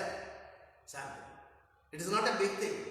ಬರುವಂತಹ ದಿನಗಳು ಇನ್ನೂ ಭಯಂಕರವಾದಂತಹ ದಿನಗಳು ಬರುವಂತವುಗಳಾಗಿರ್ತವೆ. ಹಾಗಾದ್ರೆ ಕರ್ತನಲ್ಲಿ ಪ್ರಿಯವಾದವರೇ, if you are not prepared, it is going to be a very horrible day for you. ಒಂದು ವೇಳೆ ನೀನು ಎಚ್ಚರಿಕೆ ವಹಿಸಲಿಲ್ಲ ನಿನ್ನ ಆತ್ಮಿಕ ಜೀವಿತದಲ್ಲಿ, ನಿನ್ನನ್ನು ಬದಲಾಯಿಸಿಕೊಳ್ಳಲಿಲ್ಲ ನಿನ್ನ ಆತ್ಮಿಕ ಜೀವಿತದಲ್ಲಿ, ನಿನ್ನ ಥಿಂಕಿಂಗ್ ಪ್ಯಾಟರ್ನ್ ಅನ್ನು ನೀನು ಇಲ್ಲವಾದರೆ, ಕರ್ತನಲ್ಲಿ ಪ್ರೀತಿಯುಳ್ಳ ಆ ಸಹೋದರ ಸಹೋದರಿಯೇ, ಆ ದಿನವು ನಿನಗೆ ಭಯಂಕರವಾದಂಥ ದಿನವಾಗಿರುತ್ತದೆ. ದೇವರ ವಾಕ್ಯದಲ್ಲಿ ನಾವು ನೋಡುತ್ತೇವೆ, ಆಮೋಸನ ಗ್ರಂಥ 5ನೇ ಅಧ್ಯಾಯ 18ನೇ ವಚನ. ಆಮೋಸನ ಗ್ರಂಥ 5ನೇ ಅಧ್ಯಾಯ 18ನೇ ವಚನ. ಯೆಹೋವನ ದಿನವನ್ನು ನಿರೀಕ್ಷಿಸಿಕೊಂಡಿರುವವರೇ ನಿಮ್ಮ ಗತಿಯನ್ನು, ಯೆಹೋವನ ದಿನವನ್ನ ನಿರೀಕ್ಷಿಸಿಕೊಂಡಿರುವವರೇ ನಿಮ್ಮ ಗತಿಯನ್ನ ಏನು ಹೇಳಲಿ? ನಿರೀಕ್ಷಿಸಿಕೊಂಡಿದ್ದೇವೆ. ಆ ದಿನವನ್ನು ನಿರೀಕ್ಷಿಸಿಕೊಂಡಂತ ಜನರೇ ನಿಮ್ಮ ಗತಿಯನ್ನು ನಾವು ಏನು ಹೇಳಲಿ? ಯೆಹೋವನ ದಿನವು ನಿಮಗೇಕೆ? ಅದು ಬೆಳಕಲ್ಲ ಕತ್ತಲೆಯೇ. ಯೆಹೋವನ ದಿನವು ಅದು ನಿಮಗೇಕೆ? ಅದು ಬೆಳಕಲ್ಲ, ಅದು ಕತ್ತಲೆಯೇ. ಇನ್ನು ಮುಂದೆ ಸಿಂಹದ ಕಡೆಯಿಂದ ಓಡಿದವನಿಗೆ ಕರಡಿಯು ಎದುರು ಬಿದ್ದಂತಾಗುವುದು. ಸಿಂಹದ ಕಡೆಯಿಂದ ಓಡಿದವನಿಗೆ ಕರಡಿಯು ಎದುರು ಬಿದ್ದಂತಾಗುವುದು. ಅವನು ಮನೆಗೆ ಓಡಿ ಬಂದು ಕೈಯನ್ನು ಗೋಡೆಯ ಮೇಲೆ, ಅವನು ಮನೆಗೆ ಓಡಿ ಬಂದು ಗೋಡೆಯ ಮೇಲೆ ತನ್ನ ಕೈಗಳನ್ನು ಇಡುವಾಗ ಹಾವು ಕಚ್ಚಿದ ಹಾಗಾಗುವುದು. ಹಾವು ಕಚ್ಚಿದ ಹಾಗೆ ಆಗುವುದು. ಅಂದ್ರೆ ನೀನು ಎಲ್ಲಿಯೂ ಸಹ ತಪ್ಪಿಸಿಕೊಳ್ಳಲಿಕ್ಕೆ ಸಾಧ್ಯತೆ ಇಲ್ಲ. ಒಂದು ವೇಳೆ ನಿನ್ನನ್ನು ನೀನು ಬದಲಾಯಿಸಿಕೊಳ್ಳದೆ ಇದ್ರೆ, ನಿನ್ನನ್ನು ನೀನು ಸಿದ್ಧಪಡಿಸಿಕೊಳ್ಳದೆ ಇದ್ರೆ ತಪ್ಪಿಸಿಕೊಳ್ಳಲಿಕ್ಕೆ ಸಾಧ್ಯವಿಲ್ಲ. ಓದಿ. ಯೆಹೋವನ ದಿನವು ಕತ್ತಲೆಯೇ ಸರಿ, ಬೆಳಕಲ್ಲವಲ್ಲ. ಯೆಹೋವನ ದಿನವು ಕತ್ತಲೆಯೇ ಸರಿ, ಅದು ಬೆಳಕಲ್ಲವಲ್ಲ. ಹೌದು, ಯಾವ ಮಿಣುಕೂ ಇಲ್ಲದ ಗಾಢಾಂಧಕಾರವೇ. ಯಾವ ಮಿನುಗು ಬೆಳಕು ಇಲ್ಲದೆ ಗಾಢಾಂಧಕಾರವೇ. ಹಾಲೆಲೂಯಾ. ಕರ್ತನಲ್ಲಿ ಪ್ರೀತಿಯುಳ್ಳ ಸಹೋದರ ಸಹೋದರಿಯೇ, ಒಂದು ವೇಳೆ ನೀವು ಸಿದ್ಧ ಆಗಲಿಲ್ಲ ಎಂಬುದಾಗಿ ನಾವು ನೆನೆಸಿಕೊಳ್ಳುವುದಾದರೆ ಭಯಂಕರವಾದಂತಹ ದಿನವನ್ನು ನಾವು ಎದುರುಗೊಳ್ಳಲಿಕ್ಕಿದ್ದೇವೆ.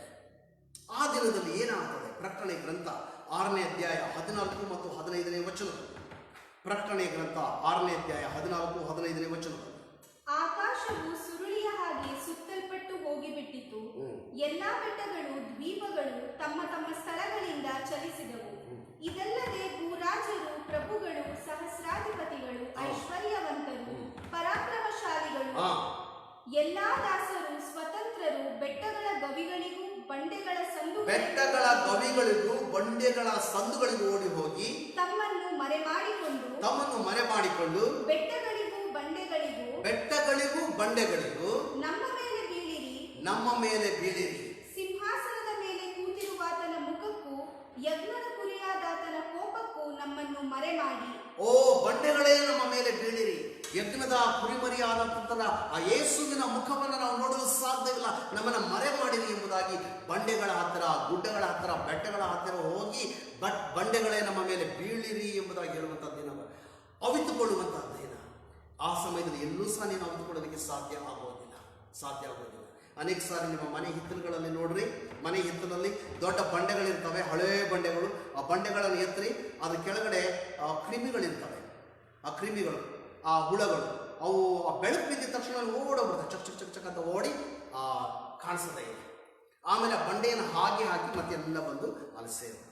ಅಂದರೆ ಆ ಹುಳುಗಳು ಅನೇಕ ದಿನಗಳಿಂದ ಬೆಳಕನ್ನು ಕಾಣದೆ ಕತ್ತಲೆಯಲ್ಲಿಯೇ ಜೀವಿಸ್ತಾ ಇದ್ದವು. ಬೆಳಕು ನೋಡುವಾಗ ಅವೆಲ್ಲ ಓಡಿ ಹೋಗುವುದನ್ನು ನಾವು ನೋಡ್ತೇವೆ. ಹಾಗೆಯೇ ಕರ್ತನ ದಿನವು ಅದು ಕತ್ತಲೆಯ ದಿನ. ಕತ್ತಲೆಯ ಜನರು, ಯೇಸುವನ್ನ ನಂಬದೇ ಇರುವಂಥ ಜನರು, ತಮ್ಮನ್ನು ತಾವು ಸಿದ್ಧಪಡಿಸಿಕೊಳ್ಳದೆ ಇರುವಂಥ ಜನರು, ಬಂಡೆಗಳೇ ನಮ್ಮ ಮೇಲೆ ಬೀಳಿರಿ, ಆತನ ಮುಖವನ್ನು ನೋಡಲಾರೆವು ಎಂಬುದಾಗಿ ಹೇಳುವಂಥ ಕಾಲ ಬರುವಂಥದ್ದಾಗಿರುತ್ತದೆ. ಹಾಗಾದರೆ ದೇವರ ಮಕ್ಕಳೇ ಸಿದ್ಧರಾಗಿದ್ದೀರಾ? ಒಂದು ವೇಳೆ ದೇವರು ಆತನು ಬರುವುದಾದರೆ ಸಿದ್ಧವಾಗಿದ್ದೀಯಾ? ಆಲೋಚನೆಯನ್ನು ಮಾಡಿ. ಏನನ್ನು ನೀನು ಮಾಡ್ತಾ ಇದ್ದೆ, ಎಲ್ಲಿಗೆ ನೀನು ಹೋಗ್ತಾ ಇದ್ದೆ, ಏನನ್ನು ನೀನು ಹೇಳ್ತಾ ಇದ್ದೆ, ಎಲ್ಲ ಸಮಯಗಳಲ್ಲಿ ಎಚ್ಚರಿಕೆಯನ್ನು ನಾವು ವಹಿಸಬೇಕು. Because we do not know when the lord is going to come. ಆತನು ಯಾವಾಗ ಬರುತ್ತಾನೆ ಅನ್ನುವಂಥದ್ದು ನಿನಗೆ ಅದು ಗೊತ್ತಿಲ್ಲ. ಹಾಗಾದರೆ ಕರ್ತನಲ್ಲಿ ಪ್ರೀತಿಯುಳ್ಳ ಸಹೋದರ ಸಹೋದರಿಯರೇ, ಇಲ್ಲಿ ಬಹಳ ಸೂಕ್ಷ್ಮವಾಗಿ ಕೆಲವು ವಿಚಾರಗಳನ್ನು ನಾನು ಹೇಳ್ತೇನೆ, ಅದನ್ನು ನೀವು ಅರ್ಥ ಮಾಡಿಕೊಳ್ಳಬೇಕೆಂಬುದಾಗಿ ನಾನು ಹೇಳ್ತೇನೆ. ಕರ್ತನಲ್ಲಿ ಪ್ರಿಯವಾದರೆ, ಎರಡನೇ ಬರೋಣ ಎಂಬುದಾಗಿ ಹೇಳುವಾಗ ಅದರಲ್ಲಿ ಎರಡು ಭಾಗಗಳಿವೆ. ಕ್ರಿಸ್ತನ ಎರಡನೇ ಬರೋಣ ಎಂಬುದಾಗಿ ಹೇಳುವಾಗ ಅದರಲ್ಲಿ ಎರಡು ಭಾಗಗಳಿದೆ. ಒಂದು ರಹಸ್ಯವಾಗಿ ಬರುವಿಕೆ, ಎರಡನೆಯದಾಗಿ ಬಹಿರಂಗ ಬರುವಿಕೆ. ರಹಸ್ಯವಾದಂಥ ಬರುವಿಕೆಯಲ್ಲಿ ಯೇಸು ಸ್ವಾಮಿ ಮಧ್ಯಾಕಾಶದಲ್ಲಿ ದೇವದೂತರ ಸಮೇತವಾಗಿ ತುತ್ತೂರಿ ಧ್ವನಿಯೊಡನೆ ತನ್ನ ಮಕ್ಕಳನ್ನು ಕರೆದೊಯ್ಯುವುದಕ್ಕೋಸ್ಕರವಾಗಿ ಆತನು ಮಧ್ಯಾಕಾಶದಲ್ಲಿ ಬರುವಾಗ ಸಭೆ ಅನ್ನುವಂಥದ್ದು, ವಿಶ್ವಾಸಿಗಳು ಅನ್ನುವಂಥವರು, ಯೇಸು ಸ್ವಾಮಿಯನ್ನು ನಂಬಿದಂಥವರು, ಅವರು ಮಧ್ಯಾಕಾಶದಲ್ಲಿ ಮೇಘವಾಹನರಾಗಿ ಆತನನ್ನು ಸಂಧಿಸುವುದಕ್ಕಾಗಿ ನಾವು ಹೋಗುತ್ತೇವೆ. ಅದಕ್ಕೆ ರಹಸ್ಯವಾದಂಥ ಬರುವಿಕೆ ಎಂಬುದಾಗಿ ಹೇಳ್ತಾರೆ. ಇಂಗ್ಲಿಷಲ್ಲಿ ರ್ಯಾಪ್ಚರ್ ಎಂಬುದಾಗಿ ಹೇಳ್ತಾರೆ. ರ್ಯಾಪ್ಚರ್ ಅಂದರೆ ಎತ್ತಲ್ಪಡುವಿಕೆ ಎಂಬುದಾಗಿ. ಮೊದಲನೇ ಥೆಸಲೋನಿಕ 4ನೇ ಅಧ್ಯಾಯ 15ನೇ ವಚನದಲ್ಲಿ ಅದರ ಕುರಿತಾಗಿ ನಾವು ನೋಡುತ್ತೇವೆ. ಮೊದಲನೇ ಥೆಸಲೋನಿಕ 4ನೇ ಅಧ್ಯಾಯ 15ನೇ ವಚನ. ನಾವು ಕರ್ತನ ಮಾತಿನ ಆಧಾರದಿಂದ ನಿಮಗೆ ಹೇಳುವುದೇನೆಂದರೆ, ಕರ್ತನು ಪ್ರತ್ಯಕ್ಷನಾಗುವವರೆಗೂ ಜೀವದಿಂದುಳಿದಿರುವ ನಾವು ನಿದ್ರೆ ಹೋದವರಿಗಿಂತ ಮುಂದಾಗುವುದೇ ಇಲ್ಲ. ಓಕೆ, ಇನ್ನು ಓದಿ. ಕರ್ತನು ತಾನೇ ಆಜ್ಞಾಘೋಷದೊಡನೆಯೂ ಪ್ರಧಾನ ದೂತನ ಶಬ್ದದೊಡನೆಯೂ ದೇವರ ತುತ್ತೂರಿ ಧ್ವನಿಯೊಡನೆಯೂ ಆಕಾಶದಿಂದ ಇಳಿದು ಬರುವನು. ಆತನು ಮೇಘದೂತನಾಗಿ ಮೇಘಗಳ ಮಧ್ಯದಲ್ಲಿ ದೇವದೂತರ ಸಮ್ಮುಖದಲ್ಲಿ ಆತನು ಇಳಿದು ಬರುವ ಆತನಾಗಿದ್ದಾನೆ. ಇದು ರಹಸ್ಯವಾದಂಥ ಬರುವಿಕೆ. ಇದು ಯಾವಾಗ ಆಗುತ್ತದೆ ಅನ್ನುವಂಥದ್ದು ಗೊತ್ತಿಲ್ಲ. ದೇವರು ಹೇಳ್ತಾನೆ, ಕಳ್ಳನು ಬರುವಂತೆ ನಾನು ಬರುತ್ತೇನೆ. ಅದು ಯಾರಿಗೂ ಗೊತ್ತಾಗುವುದಿಲ್ಲ. ಹಾಗಾದರೆ ಕರ್ತನಲ್ಲಿ ಪ್ರೀತಿಯುಳ್ಳ ಸಹೋದರ ಸಹೋದರಿಯರೇ, ಈ ಒಂದು ರಹಸ್ಯವಾಗಿ ಬರುವಿಕೆ ಮತ್ತು ಬಹಿರಂಗವಾದಂಥ ಬರುವಿಕೆ ಅಂದರೆ ರ್ಯಾಪ್ಚರ್ ಆ್ಯಂಡ್ ಸೆಕೆಂಡ್ ಕಮಿಂಗ್, ಇವುಗಳ ಮಧ್ಯದಲ್ಲಿ 7 ವರ್ಷಗಳ ಕಾಲ ಸಂಕಟ ಕಾಲ ಅನ್ನುವಂಥದ್ದು ಇರ್ತದೆ. ಆದುದರಿಂದ ಇದು ರ್ಯಾಪ್ಚರ್ ರಹಸ್ಯ ಬರವಣಿಗೆ ಬೇರೆ ಮತ್ತು ಬಹಿರಂಗವಾಗಿ ಎರಡನೇ ಬರುವಿಕೆ ಅದು ಬೇರೆಯಾಗಿರುವಂಥದ್ದಾಗಿದೆ. ಆ ಒಂದು ರಹಸ್ಯವಾಗಿ ಬರುವಂಥದ್ದು ರ್ಯಾಪ್ಚರ್ ಎಂಬುದಾಗಿ ಹೇಳುವಾಗ ವಿಶ್ವಾಸಿಗಳು ಸಂತೋಷವನ್ನ ಪಡುವವರಾಗಿರ್ತಾರೆ. ನಮ್ಮ ಕರ್ತನ ಧ್ವನಿಯನ್ನ, ಆ ತುತ್ತೂರಿಯ ಧ್ವನಿಯನ್ನ ಕೇಳುತ್ತದೆ, ಆ ಮಹಾ ಸಂತೋಷ ನಮ್ಮ ಒಳಗಡೆ ಉಂಟಾಗ್ತದೆ. ಯಾಕಂದ್ರೆ ಮೊದಲಿಂಗನನ್ನ ಎದುರುಗೊಳ್ಳುವುದಕ್ಕೋಸ್ಕರವಾಗಿ ಕ್ರಿಸ್ತನ ಸಭೆಯಾದಂಥ ಮೊದಲಿಗೆತ್ತಿ ತನ್ನನ್ನು ಸಿದ್ಧಪಡಿಸಿಕೊಂಡು ಅದು ಮಧ್ಯಾಕಾಶದಲ್ಲಿ ಎತ್ತಲ್ಪಡುವಂಥ ಸಮಯ ಸಂತೋಷದ ಸಮಯ. ಆದರೆ 7 ವರ್ಷಗಳ ನಂತರ ಯೇಸು ಸ್ವಾಮಿ ಈ ಲೋಕಕ್ಕೆ ಬರುತ್ತಾನೆ. ಅದು ಎರಡನೇ ಬರೋಣ. ಅದು ಅವಿಶ್ವಾಸಿಗಳಿಗೆ ಭಯಂಕರವಾದಂಥ ದುಃಖದ ದಿನವಾಗಿರುವಂಥದ್ದಾಗಿರುತ್ತದೆ. ಕರ್ತನಲ್ಲಿ ಪ್ರೀತಿಯುಳ್ಳ ಸಹೋದರ ಸಹೋದರಿಯರೇ, ರ್ಯಾಪ್ಚರ್ ಎಂಬುದಾಗಿ ಹೇಳುವಾಗ ಆತನು ಮಧ್ಯಾಕಾಶದಲ್ಲಿ ಇಳಿದು ಬರ್ತಾನೆ. ಎರಡನೇ ಬರೋಣ ಎಂಬುದಾಗಿ ಹೇಳುವಾಗ ಭೂಮಿಗೆ ನ್ಯಾಯ ತೀರಿಸುವುದಕ್ಕಾಗಿ ಆತನು ಬರಲಿಕ್ಕಿದ್ದಾನೆ. ಕರ್ತನಲ್ಲಿ ಪ್ರೀತಿಯುಳ್ಳ ಸಹೋದರ ಸಹೋದರಿಯರೇ, ಸಭೆ ಅನ್ನುವಂಥದ್ದು ಆ ಮೇಲಕ್ಕೆ ಎತ್ತಲ್ಪಟ್ಟಾಗ ಅಲ್ಲಿ 7 ವರ್ಷಗಳ ಕಾಲ ಕ್ರಿಸ್ತನ ಸಂಗಡ ನಾವು ಇರುತ್ತೇವೆ. ಮೊದಲಿಂಗನು ಮತ್ತು ಮೊದಲಗಿತ್ತಿ ಆ ವಿವಾಹದ ಔತಣದಲ್ಲಿ ನಾವು ಭಾಗ ತೆಗೆದುಕೊಳ್ಳುತ್ತೇವೆ. ಮಾತ್ರವಲ್ಲದೆ ಮತ್ತು ಅಲ್ಲಿ ನಾವು ಈ ಲೋಕದಲ್ಲಿ ಮಾಡಿದಂಥ ಪ್ರತಿಯೊಂದು ಕಾರ್ಯಗಳಿಗೆ ಪ್ರತಿಫಲ ಅನ್ನುವಂಥದ್ದನ್ನು ದೇವರು ಕೊಡುವಾತನಾಗಿದ್ದಾನೆ. ನೀನು ಇಲ್ಲಿ ಏನನ್ನು ನೀನು ಮಾಡುತ್ತೀಯೋ ಆ ಬೆಂಕಿ ಅದನ್ನು ಶೋಧಿಸುವಂಥದ್ದಾಗಿರುತ್ತದೆ. ಆಗ ಅವನವನ ಕೆಲಸಕ್ಕೆ ತಕ್ಕಂತೆ ಪ್ರತಿಫಲ ಕೊಡಲಾಗುತ್ತದೆ. ಒಂದು ವೇಳೆ ನೀ ಲೋಕದಲ್ಲಿ ಜೀವಿಸುವಂತ ನೀನು ದೇವರಿಗೋಸ್ಕರವಾಗಿ ಏನನ್ನೂ ಮಾಡಲಿಲ್ಲ. ಸಂಪಾದನೆ, ಹಣ, ನನ್ಮನೆ, ಸ್ವಾರ್ಥತೆ, ಅಹಂಕಾರ, ಚಾಡಿ, ಸೊಕ್ಕು, ಗರ್ವ ಇವುಗಳಲ್ಲೇ ನೀನು ಜೀವಿಸಿ ನಿನ್ನ ಜೀವಮಾನವನ್ನು ಕಳೆಯುವುದಾದರೆ ಆ ಎತ್ತಲ್ಪಟ್ಟಂಥ ಸಮಯದಲ್ಲಿ ಹೇಗಿರ್ತಂದ್ರೆ, ಈಗ ನೀವಾದರೂ ಜೀವವನ್ನ ಹೊಂದುವಿರಿ, ಆದರೆ ನಿಮ್ಮ ಮುಖ ಬೆಂಕಿಯಿಂದ ಸುಡಲ್ಪಟ್ಟವನ ಹಾಗೆ ನಿಮ್ಮ ಮುಖ ಇರುತ್ತದೆ. ದೇವರು ಕೇಳ್ತಾನೆ, ಮಗನೇ ಮಗಳೇ, ನಿನಗೋಸ್ಕರವಾಗಿ ನನ್ನ ಪ್ರಾಣವನ್ನು ಕೊಟ್ಟು ನಿನಗೋಸ್ಕರವಾಗಿ ರಕ್ತವನ್ನು ಸುರಿಸಿ ಪಾಪದಿಂದ ನಿನ್ನನ್ನು ಬಿಡುಗಡೆ ಮಾಡಿದೀನಲ್ಲ, ನೀನು ಒಬ್ಬನೇ ಬಂದಿದೆಯಾ ಪರಲೋಕಕ್ಕೆ? ನೀನು ಒಬ್ಬನೇ ಬಂದಿದೆಯಾ ಪರಲೋಕಕ್ಕೆ? ನಿನ್ನ ಜೊತೆಲಿ ಯಾವ ಆತ್ಮಗಳನ್ನು ಸಹ ಕರೆತರಲಿಲ್ಲವೇ? ನಿನ್ನ ಸಹೋದರನು ಎಲ್ಲಿ ಎಂಬುದಾಗಿ ಕೇಳುವುದಾದರೆ ಯಾವ ಉತ್ತರವನ್ನು ನಾವು ಕೊಡುತ್ತೇವೆ? ಕರ್ತನಲ್ಲಿ ಪ್ರಿಯವಾದವರೇ, ಆ ಒಂದು ಸಮಯದಲ್ಲಿ ನಾವು ಮಾಡಿದಂಥ ಪ್ರತಿಯೊಂದು ಕಾರ್ಯಗಳಿಗೆ ಪ್ರತಿಫಲ ಕೊಡಲ್ಪಡುವಂಥದ್ದಾಗಿರ್ತವೆ. ಕರ್ತನಲ್ಲಿ ಪ್ರೀತಿಯುಳ್ಳ ಸಹೋದರ ಸಹೋದರಿಯರೇ, ಸಭೆ ಅನ್ನುವಂಥದ್ದು ಯೇಸು ಸ್ವಾಮಿ ಮಧ್ಯಾಕಾಶದಲ್ಲಿ ಬರುವಾಗ ಎತ್ತಲ್ಪಟ್ಟ ನಂತರ 7 ವರ್ಷಗಳ ಕಾಲ ಸಂಕಟ ಕಾಲ ಇರ್ತದೆ. 7 ವರ್ಷಗಳ ಕಾಲ ದ ಟ್ರಿಬ್ಯುಲೇಷನ್ ಪೀರಿಯಡ್ ಎಂಬುದಾಗಿ ಹೇಳುವುದನ್ನು ನಾವು ನೋಡ್ತೇವೆ. ಹಾಗಾದರೆ ಈ ಟ್ರಿಬ್ಯುಲೇಷನ್ ವಿಚಾರದಲ್ಲಿ ಎಲ್ಲಿ ಬರೆಯಲ್ಪಟ್ಟಿದೆ? ದಾನಿಯೇಲನ ಗ್ರಂಥ 7ನೇ ಅಧ್ಯಾಯ 25ನೇ ವಚನದಲ್ಲಿ ಬರೆಯಲ್ಪಟ್ಟಿದೆ. ಮಾತ್ರವಲ್ಲ, ಪ್ರಕಟಣೆ ಗ್ರಂಥ 13ನೇ ಅಧ್ಯಾಯ 5ನೇ ವಚನದಲ್ಲಿ, ಪ್ರಕಟಣೆ ಗ್ರಂಥ 12ನೇ ಅಧ್ಯಾಯ 12ನೇ ವಚನದಲ್ಲಿ ಅದು ಬರೆಯಲ್ಪಟ್ಟಿದೆ. ಅದಕ್ಕೆ ಸತ್ಯವೇದದಲ್ಲಿ ಏನಂತ ಹೇಳ್ತಾರೆ? ಆ ಒಂದು 7 ವರ್ಷಗಳ ಕಾಲ ಅಂದರೆ ದಾನಿಯೇಲನ ಪ್ರವಾದನೆಯಲ್ಲಿ ನಾವು ನೋಡ್ತೇವೆ ಏನಂದ್ರೆ 70 ವಾರಗಳ ಕುರಿತಾಗಿ ನಾವು ನೋಡ್ತೇವೆ. 70 ವೀಕ್ಸ್. ಈಗಾಗಲೇ 69 ವಾರಗಳು ಕಳೆದು ಹೋಗಿವೆ. ಇನ್ನೂ ಒಂದು ವಾರ ಅಂದರೆ 7 ವರ್ಷಗಳ ಕಾಲ ಎಂಬುದಾಗಿ ಅರ್ಥ. ಆ ಒಂದು ಕಾಲ ಕ್ರಿಸ್ತನ ಸಭೆ ಮೊದಲಿಗೆ ಎತ್ತಲ್ಪಟ್ಟ ನಂತರ ಸಂಕಟ ಕಾಲ ಪ್ರಾರಂಭವಾಗುತ್ತದೆ. 7 ವರ್ಷಗಳ ಕಾಲ.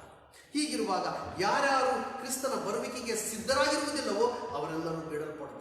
ಯಾರ್ಯಾರು ಯೇಸು ಸ್ವಾಮಿಯನ್ನ ನಂಬಲಿಲ್ಲವೋ ಅವರೆಲ್ಲರೂ ಈ ಲೋಕದಲ್ಲಿ ಬಿಡಲ್ಪಡ್ತಾರೆ. ಆಮೇಲೆ ಮಹಾಸಂಕಟ ಕಾಲ ಪ್ರಾರಂಭವಾಗುತ್ತದೆ. 7 ವರ್ಷಗಳ ಕಾಲ ಸತ್ಯವೇದವು ಅದರ ಕುರಿತಾಗಿ ಹೇಳ್ತದೆ. ಅದು ಸಂಕಟ ಕಾಲ, ಪ್ರಸವ ವೇದನೆಯ ಕಾಲ. ಮಾತ್ರವಲ್ಲದೆ ನಾವು ಯೆರೆಮೀಯನ ಗ್ರಂಥ 30ನೇ ಅಧ್ಯಾಯ 7ನೇ ವಚನದಲ್ಲಿ ನಾವು ನೋಡ್ತೇವೆ, it is called the Jacobs trouble, ಯಾಕೋಬನ ಅವಸಾನದ ಕಾಲ ಎಂಬುದಾಗಿ ದೇವರ ವಾಕ್ಯದಲ್ಲಿ ನಾವು ನೋಡ್ತೇವೆ. ಯೆರೆಮೀಯನ ಗ್ರಂಥ 30ನೇ ಅಧ್ಯಾಯ 7ನೇ ವಚನ. ಅಯ್ಯೋ, ಆ ದಿನವು ಘೋರವಾದದ್ದು, ಅದಕ್ಕೆ ಎಣ್ಣೆ ಇಲ್ಲ, ಅದು ಯಾಕೋಬ್ಯರಿಗೆ ಇಕ್ಕಟ್ಟಿನ ದಿನ. ಯಾಕೋಬನ ಇಕ್ಕಟ್ಟಿನ ದಿನ, ಯಾಕೋಬನ ಅವಸಾನದ ಕಾಲ, ಪ್ರಸವ ವೇದನೆಯ ಕಾಲ, ಸಂಕಟದ ಕಾಲ. ಆ ದಿನಗಳಲ್ಲಿ ಕರ್ತನಲ್ಲಿ ಪ್ರೀತಿಯುಳ್ಳ ಸಹೋದರ ಸಹೋದರಿಯರೇ, ಈ ದಿನದಲ್ಲಿ ನೀನು ಸಿದ್ಧವಾಗಲಿಲ್ಲವಾದರೆ ಆ ದಿನವನ್ನು ನೀನು ಎದುರುಗೊಳ್ಳಬೇಕಾಗುತ್ತದೆ. ಆ ಒಂದು 7 ವರ್ಷಗಳ ಕಾಲವನ್ನ 2 ಭಾಗವಾಗಿ ಮಾಡಲ್ಪಟ್ಟಿದೆ. ಒಂದು ಸಂಕಟ ಕಾಲ 3.5 ವರ್ಷಗಳ ಕಾಲ, ಇನ್ನು 3.5 ವರ್ಷಗಳ ಕಾಲ ಮಹಾಸಂಕಟ ಕಾಲ ಎಂಬುದಾಗಿ ನಾವು ಅದಕ್ಕೆ ಕರೆಯುತ್ತೇವೆ. ಸಂಕಟ ಕಾಲ, ಮಹಾಸಂಕಟ ಕಾಲ, 7 years ಆಫ್ ಟ್ರಿಬ್ಯುಲೇಷನ್. ಈ ಒಂದು 7 years ಆಫ್ ಟ್ರಿಬ್ಯುಲೇಷನ್ ಅಲ್ಲಿ ಏನೇನು ನಡೀತವೆ? 666 ನಂಬರ್ ಬರ್ತವೆ. ಹಣೆಗೆ ಆ ನಂಬರ್ಗಳನ್ನು ಹಾಕೊಂಡ್ರೆ ನೀವೇನಾದ್ರೂ ಕೊಂಡುಕೊಳ್ಬಹುದು ಅಥವಾ ಮಾರಬಹುದು. ಇಲ್ಲದಿದ್ರೆ ಕೊಂಡುಕೊಳ್ಳುವುದಿಲ್ಲ, ಮಾರುವುದು ಸಹ ನಿಮ್ಮಿಂದ ಆಗುವುದಿಲ್ಲ. ಕರ್ತನಲ್ಲಿ ಪ್ರಿಯವಾದರೆ ಆ ಸಮಯದಲ್ಲಿ 2 ಪ್ರವಾದಿಗಳು ಅವರು ಇಳಿದು ಬರುತ್ತಾರೆ. 2 ಪ್ರವಾದಿಗಳು ಒಂದು ಪ್ರವಾದನೆಯನ್ನು ಮಾಡುತ್ತಾರೆ.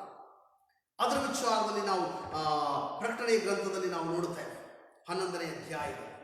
ಮತ್ತು 7 ಮುದ್ರೆಗಳು ಒಡೆಯಲ್ಪಡುತ್ತವೆ, 7 ತುತ್ತೂರಿಗಳು ಊದಲ್ಪಡುತ್ತವೆ, 7 ಉಪದ್ರವಗಳು ಅವು ಮನುಷ್ಯರಿಗೆ ಬರುವಂಥದ್ದಾಗಿದೆ. ಮಾತ್ರವಲ್ಲ, 7 ಸುರುಳಿಗಳು ಅದು ಬಿಚ್ಚಲ್ಪಡುತ್ತವೆ. ಒಂದೊಂದು ಮುದ್ರೆ ಒಡೆಯಲ್ಪಡುವಾಗ ಒಂದೊಂದು ಘಟನೆ ಜರುಗುವಂಥದ್ದಾಗಿದೆ. ಹಾಗಾದ್ರೆ ಆಲೋಚನೆ ಮಾಡಿ ನೋಡಿ, ಆ ದಿನಗಳು ಎಷ್ಟು ಭಯಂಕರವಾದಂತಹ ದಿನಗಳಿರುತ್ತವೆ. ಅದು ಪ್ರಸವ ವೇದನೆಯ ದಿನ ಎಂಬುದಾಗಿ ದೇವರ ವಾಕ್ಯ ಹೇಳುತ್ತದೆ. ಯಾಕೋಬ್ಯರಿಗೆ ಇಕ್ಕಟ್ಟಿನ ದಿನ ಎಂಬುದಾಗಿ ಅದು ಹೇಳಲ್ಪಡುತ್ತದೆ. ಹಾಗಾಗಿ ನೀವು ಸಿದ್ಧವಾಗದೆ ಇರುವ ಪಕ್ಷದಲ್ಲಿ ಈ ದಿನಗಳನ್ನು ಎದುರುಗೊಳ್ಳಬೇಕಾಗಿದೆ. ಕರ್ತನಲ್ಲಿ ಪ್ರೀತಿಯುಳ್ಳ ಸಹೋದರ ಸಹೋದರಿಯರೇ, ಈ 7 ವರ್ಷಗಳ ಕಾಲಕ್ಕಿಂತ ಮುಂಚಿತವಾಗಿ ಸಭೆ ಎತ್ತಲ್ಪಡುವುದಕ್ಕೆ ಪ್ರೀ ಟ್ರಿಬ್ಯುಲೇಷನ್ ಎಂಬುದಾಗಿ ನಾವು ಕರೆಯುತ್ತೇವೆ. ಇನ್ನು ಕೆಲವರು ನಂಬುತ್ತಾರೆ, ಈಗ ಸಭೆ ಅನ್ನುವಂಥದ್ದು 3.5 ವರ್ಷಗಳ ಕಾಲ ಸಂಕಟ ಕಾಲವನ್ನ ಅದು ಅನುಭವಿಸ್ತದೆ, ಮಧ್ಯದಲ್ಲಿ ಸಭೆ ಎತ್ತಲ್ಪಡ್ತದೆ ಎಂಬುದಾಗಿ ಇನ್ನು ಕೆಲವರ ಅಭಿಪ್ರಾಯವಾಗಿರುವಂಥದ್ದಾಗಿದೆ.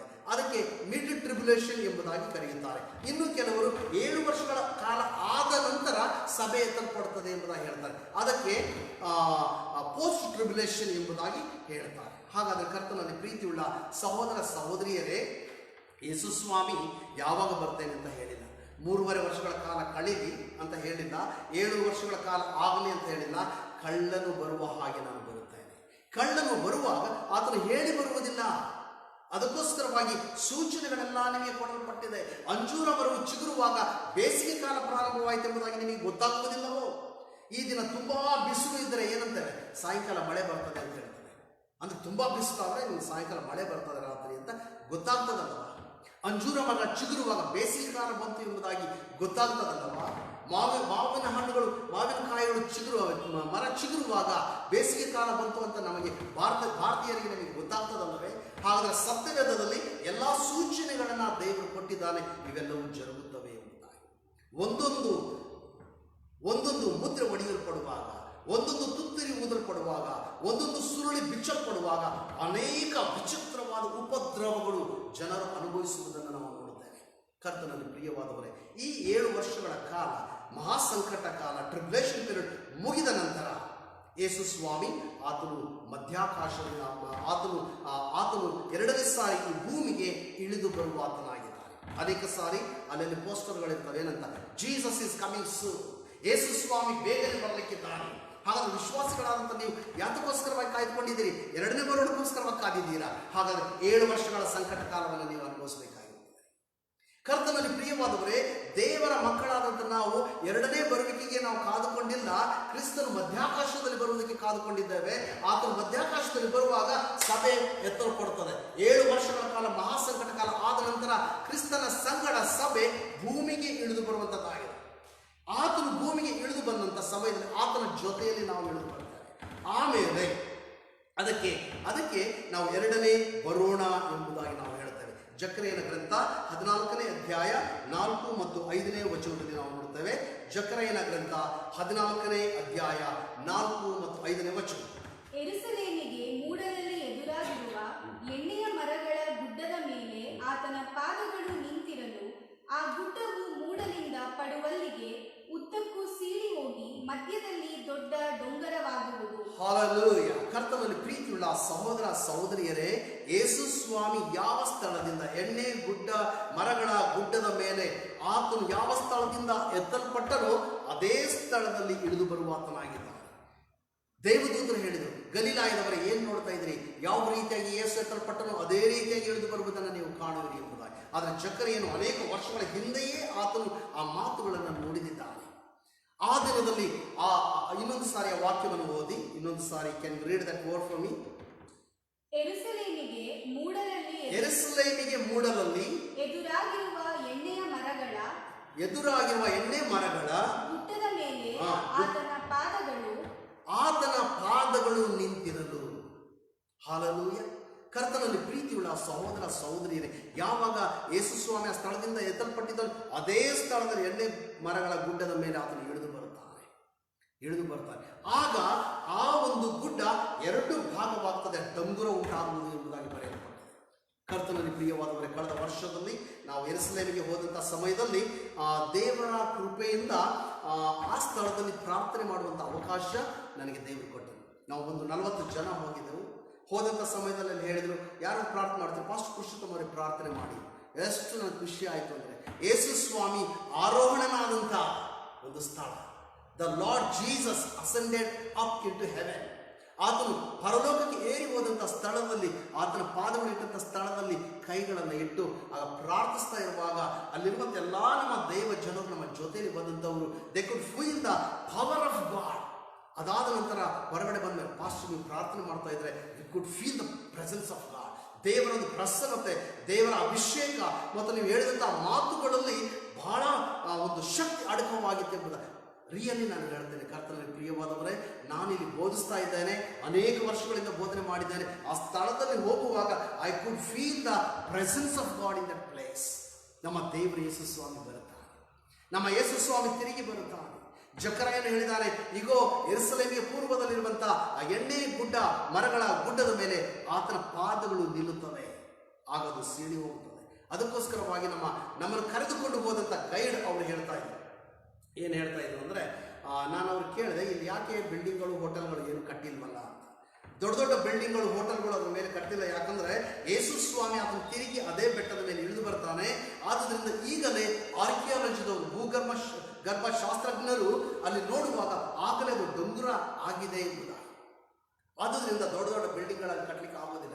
ಯೇಸು ಸ್ವಾಮಿ ಆ ಪಾದಗಳು ಅದರ ಮೇಲೆ ಇಳಿಯುತ್ತಲೇ ಅದು 2 ಭಾಗವಾಗುತ್ತದೆ. ಹಾಗಾದರೆ ಕರ್ತನಲ್ಲಿ ಪ್ರೀತಿಯುಳ್ಳ ಸಹೋದರ ಸಹೋದರಿಯರೇ, ಯೇಸು ಸ್ವಾಮಿ 2ನೇ ಸಾರಿ ಬರುವಾಗ ಆ ಬೆಟ್ಟದ ಮೇಲೆ ಆತನು ಇಳಿದು ಬರ್ತಾನೆ. ಸಭೆ ಆತನ ಜೊತೆಯಲ್ಲಿ ನಾವು ಬರುತ್ತೇವೆ. ಅದಾದ ನಂತರ ಸೈತಾನನು 1000 ವರ್ಷಗಳ ಕಾಲ ಬಂಧನದಲ್ಲಿ ಆತನು ಇಡಲ್ಪಡುತ್ತಾನೆ. ಬಾಟಮ್ಲೆಸ್ ಪಿಟ್ ಎಂಬುದಾಗಿ ಪ್ರಕಟಣೆ ಗ್ರಂಥ 20ನೇ ಅಧ್ಯಾಯ 2 ಮತ್ತು 3ನೇ ವಚನ. ಪ್ರಕಟಣೆ ಗ್ರಂಥ 20ನೇ ಅಧ್ಯಾಯ 2 ಮತ್ತು 3ನೇ ವಚನ. ಅವನು ಪಿಶಾಚನು ಸೈತಾನನು ಆಗಿರುವ ಪುರಾತನ ಸರ್ಪನೆಂಬ ಘಟಸರ್ಪನನ್ನು ಹಿಡಿದು 1000 ವರ್ಷ ಬಂಧನದಲ್ಲಿಟ್ಟನು. 1000 ವರ್ಷಗಳ ಕಾಲ ಸೈತಾನನು ಬಂಧನದಲ್ಲಿ ಇಡಲ್ಪಡುತ್ತಾನೆ. ಆಮೇಲೆ 1000 ವರ್ಷಗಳ ಕಾಲ ದೇವರ ರಾಜ್ಯ ಇರುತ್ತದೆ. ಅದಕ್ಕೆ ಮಿಲೇನಿಯಂ ಇಯರ್ಸ್ ಎಂಬುದಾಗಿ ಹೇಳ್ತೇವೆ. 1000 ವರ್ಷಗಳ ಕಾಲ ಪರಿಪಾಲನೆ. ಕ್ರಿಸ್ತನ ಸಂಗಡ ನಾವುಗಳು ಲೋಕಕ್ಕೆ ನ್ಯಾಯವನ್ನು ತೀರಿಸುವವರಾಗಿದ್ದೇವೆ. ಮಾತ್ರವಲ್ಲದೆ ಆ ಒಂದು ಟ್ರಿಬ್ಯುಲೇಷನ್ ಪೀರಿಯಡ್, ಮಹಾಸಂಕಟ ಕಾಲವನ್ನು ಹಾದು ಬಂದಂಥ ವಿಶ್ವಾಸಿಗಳು ಸಹ ಅವರು ಆಳುವವರಾಗಿರುತ್ತಾರೆ. ಅದನ್ನು ಕುರಿತಾಗಿ ಯೆಶಾಯನ ಗ್ರಂಥ 11ನೇ ಅಧ್ಯಾಯ 6ರಿಂದ 8 ಮತ್ತು 10ನೇ ವಚನದಲ್ಲಿ ನಾವು ನೋಡುತ್ತೇವೆ. ಮಾತ್ರವಲ್ಲದೆ ಪ್ರಕಟಣೆ ಗ್ರಂಥ 20ನೇ ಅಧ್ಯಾಯ 4ನೇ ವಚನದಲ್ಲಿ ಅವುಗಳನ್ನು ನಾವು ನೋಡುವವರಾಗಿದ್ದೇವೆ. ಕರ್ತನಲ್ಲಿ ಪ್ರಿಯವಾದವರೇ, ಈ 1000 ವರ್ಷಗಳು ಆದ ನಂತರ, ಈ 1000 ವರ್ಷಗಳ ಅಂತ್ಯದಲ್ಲಿ ತಿರುಗಿ ಸೈತಾನನು ಸ್ವಲ್ಪ ಕಾಲಕ್ಕೆ ಬಿಡಲ್ಪಡುತ್ತಾನೆ. ಬಿಡಲ್ಪಟ್ಟಾಗ ಸೈತಾನ ಹೋಗಿ ಜನಾಂಗಗಳನ್ನು 4 ಮೂಲೆಗಳಿಂದ ಎಲ್ಲ ಜನಾಂಗಗಳನ್ನು ಸೇರಿಸಿ ದೇವರಿಗೆ ವಿರುದ್ಧವಾಗಿ ಯುದ್ಧವನ್ನು ಆತನು ಮಾಡ್ತಾನೆ. ಆಗ ಪರಲೋಕದಿಂದ ಬೆಂಕಿ ಬಂದು ಎಲ್ಲವನ್ನ ನಾಶ ಮಾಡುತ್ತದೆ. ಪ್ರಕಟಣೆ ಗ್ರಂಥ 20ನೇ ಅಧ್ಯಾಯ 8, 9ನೇ ವಚನದಲ್ಲಿ ನಾವು ನೋಡುತ್ತೇವೆ. ಕರ್ತನಲ್ಲಿ ಪ್ರಿಯವಾದವರೇ, ಆ 1000 ವರ್ಷಗಳ ಕೊನೆಯಲ್ಲಿ ನಾವು ನೋಡುವಾಗ ಆ ಸೈತಾನನು ಮತ್ತು ಸೈತಾನ ಹಿಂಬಾಲಿಸಿದಂಥ ಎಲ್ಲ ಬಿದ್ದು ಹೋದಂತಹ ದೇವದೂತರುಗಳು, ಆತನ ಸೇವಕರು, ಅವಿಧೇಯರಾದಂಥ ಎಲ್ಲ ಜನರು ಅವರನ್ನ ನರಕಕ್ಕೆ ಅವರೆಲ್ಲರೂ ತಳ್ಳಲ್ಪಡುತ್ತಾರೆ. ಪ್ರಕಟಣೆ ಗ್ರಂಥ 20ನೇ ಅಧ್ಯಾಯ 10ನೇ ವಚನದಲ್ಲಿ ಅದನ್ನು ನಾವು ನೋಡ್ತೇವೆ. ಅದಾದ ನಂತರ ಭೂಮಿಯು ಎಲ್ಲರೂ ಪುನರುತ್ಥಾನವನ್ನು ಹೊಂದುತ್ತಾರೆ. ಆದಾಮನಿಂದ ಹಿಡಿದು ಅಲ್ಲಿಯವರೆಗೂ ಸತ್ತು ಹೋದಂಥ ಎಲ್ಲ ಜನರು, ಸಮಾಧಿ ಮಾಡಲ್ಪಟ್ಟಂಥ ಎಲ್ಲ ಜನರು, ಸಮುದ್ರದಲ್ಲಿ ಸತ್ತವರನ್ನ ಸಮುದ್ರ ಒಪ್ಪಿಸುತ್ತದೆ, ಭೂಮಿಯಲ್ಲಿ ಸತ್ತವರನ್ನ ಭೂಮಿ ಒಪ್ಪಿಸುತ್ತದೆ. ಆಗ 2 ಪುಸ್ತಕಗಳು ತೆರೆಯಲ್ಪಡುತ್ತದೆ. ಯಾವನ ಹೆಸರು ಜೀವಬಾಧ್ಯರ ಪಟ್ಟಿಯಲ್ಲಿ ಬರೆಯಲ್ಪಟ್ಟಿದೆಯೋ ಅವರು ದೇವರ ರಾಜ್ಯದಲ್ಲಿ ಸೇರುವವರಾಗಿರ್ತಾರೆ. ಯಾವನ ಹೆಸರು ಜೀವಬಾಧ್ಯರ ಪಟ್ಟಿಯಲ್ಲಿ ಇಲ್ಲವೋ ಅವನು ಬೆಂಕಿ ಗಂಧಗಳು ಉರಿಯುವಂತ ನರಕಕ್ಕೆ ಆತನು ತಳ್ಳಲ್ಪಡುತ್ತಾನೆ. ಅದಾದ ನಂತರ ನೂತನ ಆಕಾಶ ನೂತನ ಭೂಮಿ. ಪ್ರಕಟಣೆ ಗ್ರಂಥ 21ನೇ ಅಧ್ಯಾಯ. ಯಾವಾಗಲೂ ಸದಾ ಕಾಲ ನಾವು ಕರ್ತನ ಜೊತೆಯಲ್ಲಿ ನಿವಾಸಿಸುವವರಾಗಿರುತ್ತೇವೆ. ಕರ್ತನಲ್ಲಿ ಪ್ರೀತಿಯುಳ್ಳ ಸಹೋದರ ಸಹೋದರಿಯರೇ, ಎಲ್ಲಾ ಸಂಗತಿಗಳು ಮುಂದೆ ನಡೆಯುವಂತಹ ಸಂಗತಿಗಳು. ಇದರ ಕುರಿತಾಗಿ ಆ ಶಿಷ್ಯರು ಯೇಸು ಸ್ವಾಮಿ ಪ್ರಶ್ನೆಯನ್ನು ಕೇಳಿದರು. ಸ್ವಾಮಿ, ಇದು ಆಗುತ್ತದೆ ಅನ್ನುವಂಥದ ವಿಷಯ ನಮಗೆ ಗೊತ್ತದೆ, ಆಗುತ್ತದೆ, ನಿನ್ನ ಬರುವಿಕೆ ಇದೆ, ಲೋಕದ ಅಂತ್ಯ ಆಗುತ್ತದೆ. ಆದರೆ ಇದೆಲ್ಲ ಯಾವಾಗ ಆಗುವುದು? ನೀನು ಪ್ರತ್ಯಕ್ಷನಾಗುವುದಕ್ಕೂ ಯುಗದ ಸಮಾಪ್ತಿಗೂ ಸೂಚನೆ ಏನಾಗಿದೆ ಎಂಬುದಾಗಿ ಪ್ರಶ್ನೆಯನ್ನು ಕೇಳುವುದನ್ನು ನಾವು ನೋಡ್ತೇವೆ. ಈ ದಿನದಲ್ಲಿ ಕರ್ತನಲ್ಲಿ ಪ್ರೀತಿಯುಳ್ಳ ಸಹೋದರ ಸಹೋದರಿಯೇ, ಆ ಒಂದು ಕುತೂಹಲ, ಆ ಒಂದು ತಿಳಿದುಕೊಳ್ಳಬೇಕು ಗೂಢಾರ್ಥಗಳನ್ನು, ಮುಂದೆ ನಡೆಯುವಂಥ ಸಂಗತಿಗಳ ವಿಚಾರವಾಗಿ ಅವಲೋಕನ ಮಾಡಬೇಕೆಂಬ ಆಲೋಚನೆ ಕುತೂಹಲ ನಿನ್ನ ಒಳಗಡೆ ಇದೆಯಾ? ಹಾಗಾದರೆ ಯಾಕೆ ಆ ಕುತೂಹಲ ನಿನ್ನ ಒಳಗಡೆ ಇಲ್ಲ? ಎಲ್ಲಿಯೋ ನೀನು ಬಿದ್ದು ಹೋಗಿದ್ದೀಯ. ಆದುದರಿಂದ ಬಿದ್ದು ಹೋದಂಥ ಸ್ಥಿತಿಯಿಂದ ಎದ್ದು ಬಾ, ಎಚ್ಚರ ಮಾಡಿಕೋ, ಸಿದ್ಧಪಡಿಸಿಕೋ. ಕರ್ತನ ದಿನವು ಹತ್ತಿರವಾಗಿದೆ. ಆತನು ಮಧ್ಯಾಕಾಶದಲ್ಲಿ, ಆತನು ಮೇಘ ವಿಮಾನದಲ್ಲಿ ಆತನು ಇಳಿದು ಬರುವಾಗ, ದೇವದೂತರ ಸಂಗಡ ಆತನು ಇಳಿದು ಬರುವಾಗ, ತುತ್ತೂರಿಯ ಧ್ವನಿ ಊದಲ್ಪಡುವಾಗ ಸತ್ತವರು ಎದ್ದು ಬರುತ್ತಾರೆ. ತುತ್ತೂರಿಯ ಧ್ವನಿಯನ್ನು ಕೇಳುವಂತ ಸಮಯ ಬರುತ್ತದೆ ಎಂಬುದಾಗಿ ದೇವರ ವಾಕ್ಯದಲ್ಲಿ ನಾವು ನೋಡ್ತೇವೆ. ಹಾಗಾದರೆ ಇನ್ನೊಂದು ವಾಕ್ಯವನ್ನು ನಾವು ಓದಿಕೊಳ್ಳೋಣ. ಯೋಹಾನನು ಬರೆದ ಸುವಾರ್ತೆ 5ನೇ ಅಧ್ಯಾಯ 25ನೇ ವಚನ. ಯೋಹಾನನು ಬರೆದ ಸುವಾರ್ತೆ 5ನೇ ಅಧ್ಯಾಯ 25ನೇ ವಚನ. ನಿಮಗೆ ನಿಜ ನಿಜವಾಗಿ ಹೇಳುತ್ತೇನೆ, ಸತ್ತವರು ದೇವಕುಮಾರನ ಧ್ವನಿಯನ್ನು ಕೇಳುವ ಕಾಲ ಬರುತ್ತದೆ, ಈಗಲೇ ಬಂದಿದೆ. ಹಲ್ಲೆಲೂಯಾ. ಸತ್ತವರು ದೇವಕುಮಾರನ ಧ್ವನಿಯನ್ನ ಕೇಳುವ ಕಾಲ ಬರುತ್ತದೆ. ಒಬ್ರು ನನ್ನ ಪ್ರಶ್ನೆಯನ್ನು ಮಾಡಿದ್ರು ನಮ್ಮ ಸಭೆಯವರು. ಪಾಸ್ಟ್ರೆ, ಅವರೆಲ್ಲ ಸತ್ತು ಹೋಗಿರ್ತಾರಲ್ಲ, ವಿಶ್ವಾಸಿಗಳು, ಸತ್ತು ಹೋದಂಥ ವಿಶ್ವಾಸಿಗಳು, ಅವರಿಗೆ ಸತ್ತು ಹೋಗಿರ್ತಾರೆ, ಅವ್ರಿಗೆ ಹೇಗೆ ಕಿವಿ ಕೇಳಿಸ್ತದೆ? ಆ ತುತ್ತೂರಿ ಧ್ವನಿ ಕೇಳಿಸುತ್ತಾ ಅಂತ ಒಬ್ರು ನನಗೆ ಪ್ರಶ್ನೆ ಮಾಡ್ತಾ ಇದ್ದಾರೆ ನಮ್ಮ ಸಭೆಯವರು. ಕರ್ತನಲ್ಲಿ ಪ್ರಿಯವಾದವರೇ, ಆ ದಿನದಲ್ಲಿ ಆತನು ಕಳ್ಳನ ವಾದಿಯಲ್ಲಿ ಬರುವಾಗ ಅದು ಅವಿಶ್ವಾಸಿಗಳಿಗೆ ಗೊತ್ತಾಗೋದಿಲ್ಲ, ಆದರೆ ವಿಶ್ವಾಸಿಗಳಿಗೆ ಅದು ಗೊತ್ತಾಗ್ತದೆ. ಆ ತುತ್ತೂರಿಯ ಧ್ವನಿಯನ್ನು ನಾವು ಕೇಳುತ್ತೇವೆ. ನಾವು ಮಾತ್ರ ಬದುಕಿರುವವರು ಕೇಳುವುದಲ್ಲ, ಸತ್ತವರಿಗೂ ಸಹ ತುತ್ತೂರಿ ಧ್ವನಿ ಕೇಳಿಸ್ತದೆ. ದೇವರ ಕುಮಾರನು ಮಗನು ಬರುವಂತ ಶಬ್ದ ಅದು ಕೇಳಿಸ್ತದೆ. ಹಾಗಾದ್ರೆ ನಮಗೆ ಬರುವಂತ ಒಂದು ಪ್ರಶ್ನೆ ಏನಂದ್ರೆ, ಸತ್ತವರು ಹೇಗೆ ಕೇಳಿಸ್ಕೊಳ್ತಾರೆ? ಅನೇಕ ಸಾರಿ ನಮ್ಮ ಮನೆಗಳಲ್ಲಿ ಯಾರಾದ್ರೂ ಸತ್ತರೆ ನಾವು ಹೋಗಿ ಅಳ್ತಾ ಇರ್ತೇವೆ. ಅಳುವಂಥ ಸಮಯದಲ್ಲಿ ಏನಂತೇವೆ, ಅಮ್ಮ ಎದ್ದೇಳಮ್ಮ, ಅಮ್ಮ ಮಾತಾಡಮ್ಮ. ಸತ್ತೋಗ್ಬಿಟ್ಟಿರ್ತಾರೆ, ಗೊತ್ತು, ಮಾತಾಡೋದಿಲ್ಲ. ಆದ್ರೂ ಸಹ ನಾವು ಅಳ್ತಾ ಇರುವಾಗ ಏನಂತೇವೆ, ಅಮ್ಮ ಸ್ವಲ್ಪ ಮಾತಾಡಮ್ಮ. ಅಯ್ಯೋ ನಮ್ಮಮ್ಮ ಏನು ಮಾತಾಡಲಿಲ್ಲ, ಹೋಗ್ಬಿಟ್ರಲ್ಲ. ಮಾತುಗಳನ್ನು ಕೇಳಿಸ್ಕೊಳ್ಬೇಕಾಗಿತ್ತು. ಸತ್ತು ಹೋಗಿದ್ದಾರೆ, ಅಮ್ಮ ಎದ್ದೇಳು, ಮಾತಿಲ್ಲ, ಎದ್ದೇಳು. ಆದುದರಿಂದ ನಿಮ್ಮ ಮನಸ್ಸುಗಳಲ್ಲಿ ಏನಿದೆ, ಸತ್ತವರು ಎದ್ದೇಳೋದಿಲ್ಲ, ಸತ್ತವರು ಕೇಳಿಸ್ಕೊಳ್ಳೋದಿಲ್ಲ ಅಂತ ಅಲ್ವಾ? ಅದರ ದೇವರ ವಾಕ್ಯ ಸ್ಪಷ್ಟವಾಗಿ ಹೇಳ್ತದೆ, ಆ ಮಧ್ಯಾಕಾಶದಲ್ಲಿ ಆತನು ಬರುವಾಗ ತುತ್ತೂರಿ ಧ್ವನಿ ಸತ್ತವರು ಕೇಳಿಸಿಕೊಳ್ತಾರೆ, ದೇವಕುಮಾರನ ಸ್ವರವನ್ನ ಸತ್ತವರು ಕೇಳಿಸಿಕೊಳ್ತಾರೆ. ಹೇಗೆ ಪಾಸ್ಟರ್ ಹೇಗಿದೆಲ್ಲ ಹೇಳ್ತಾ ಇದ್ದೀರಾ ಎಂಬುದಾಗಿ ನೀವು ಆಲೋಚನೆ ಮಾಡಬಹುದು. ಯೇಸು ಸ್ವಾಮಿ ಈ ಲೋಕದಲ್ಲಿರುವಾಗ ಆತನು ಲಾಜರನಿಗೆ ಹೇಳ್ತಾನೆ, ಲಾಜರನು ಸತ್ತು 4 ದಿನಗಳಾಗಿತ್ತು. ಯೇಸು ಸ್ವಾಮಿ ಏನಂತ, ಲಾಜರನೇ ಎದ್ದು ಬಾ ಅಂದಿದ ತಕ್ಷಣ ಲಾಜರನ ಎದ್ದು ಬಂದನೋ ಇಲ್ಲೋ? ಅವನು ಕೇಳಿಸ್ತಲ್ವೇ? ಸತ್ತು 4 ದಿನಗಳಾಗಿದ್ದಂತ ಆ ಸತ್ತ ಮನುಷ್ಯನಿಗೆ ಕಿವಿ ಕೇಳಿಸ್ತಾ ಇದೆ, ಲಾಜರನೇ ಎದ್ದು ಬಾ.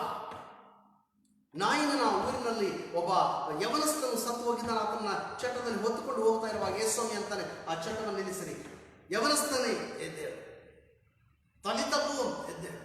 ಸತ್ತವರು ಸ್ವರವನ್ನ, ದೇವಕುಮಾರನ ಸ್ವರವನ್ನ ಕೇಳಿಸಿಕೊಳ್ತಾರೆ. ಆದುದರಿಂದ ಕರ್ತನಲ್ಲಿ ಪ್ರಿಯವಾದವರೇ, ಒಂದು ದಿನ ಬರ್ತದೆ, ಆ ಸ್ವರ ನಾನು ನೀನು ಕೇಳಿಸಿಕೊಳ್ಳಲಿಕ್ಕಿದೆ.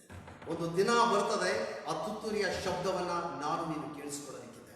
ಹಾಗಾದರೆ ಈ ಲೋಕದಲ್ಲಿ ಆತನ ಬರೋಣ ಬಹಳ ಬಹಳ ಹತ್ತಿರವಾಗಿದೆ. It is very near. ಹೀಗಿರುವಾಗ ಲೋಕದ ಮಲಿನತ್ವಗಳಿಗೆ ಅಂಟಿಕೊಳ್ಳದೆ, ಲೋಕದ ಪಾಪದಲ್ಲಿ ನಾವು ಜೀವಿಸದೆ, ನಮ್ಮ ಆಲೋಚನೆಗಳನ್ನು, ನಮ್ಮ ಹೃದಯಗಳನ್ನು ಬದಲಾಯಿಸಿಕೊಂಡವರಾಗಿ ಕ್ರಿಸ್ತನ ಮಹಿಮೆಗೋಸ್ಕರವಾಗಿ ನಾವು ಜೀವಿಸಬೇಕು.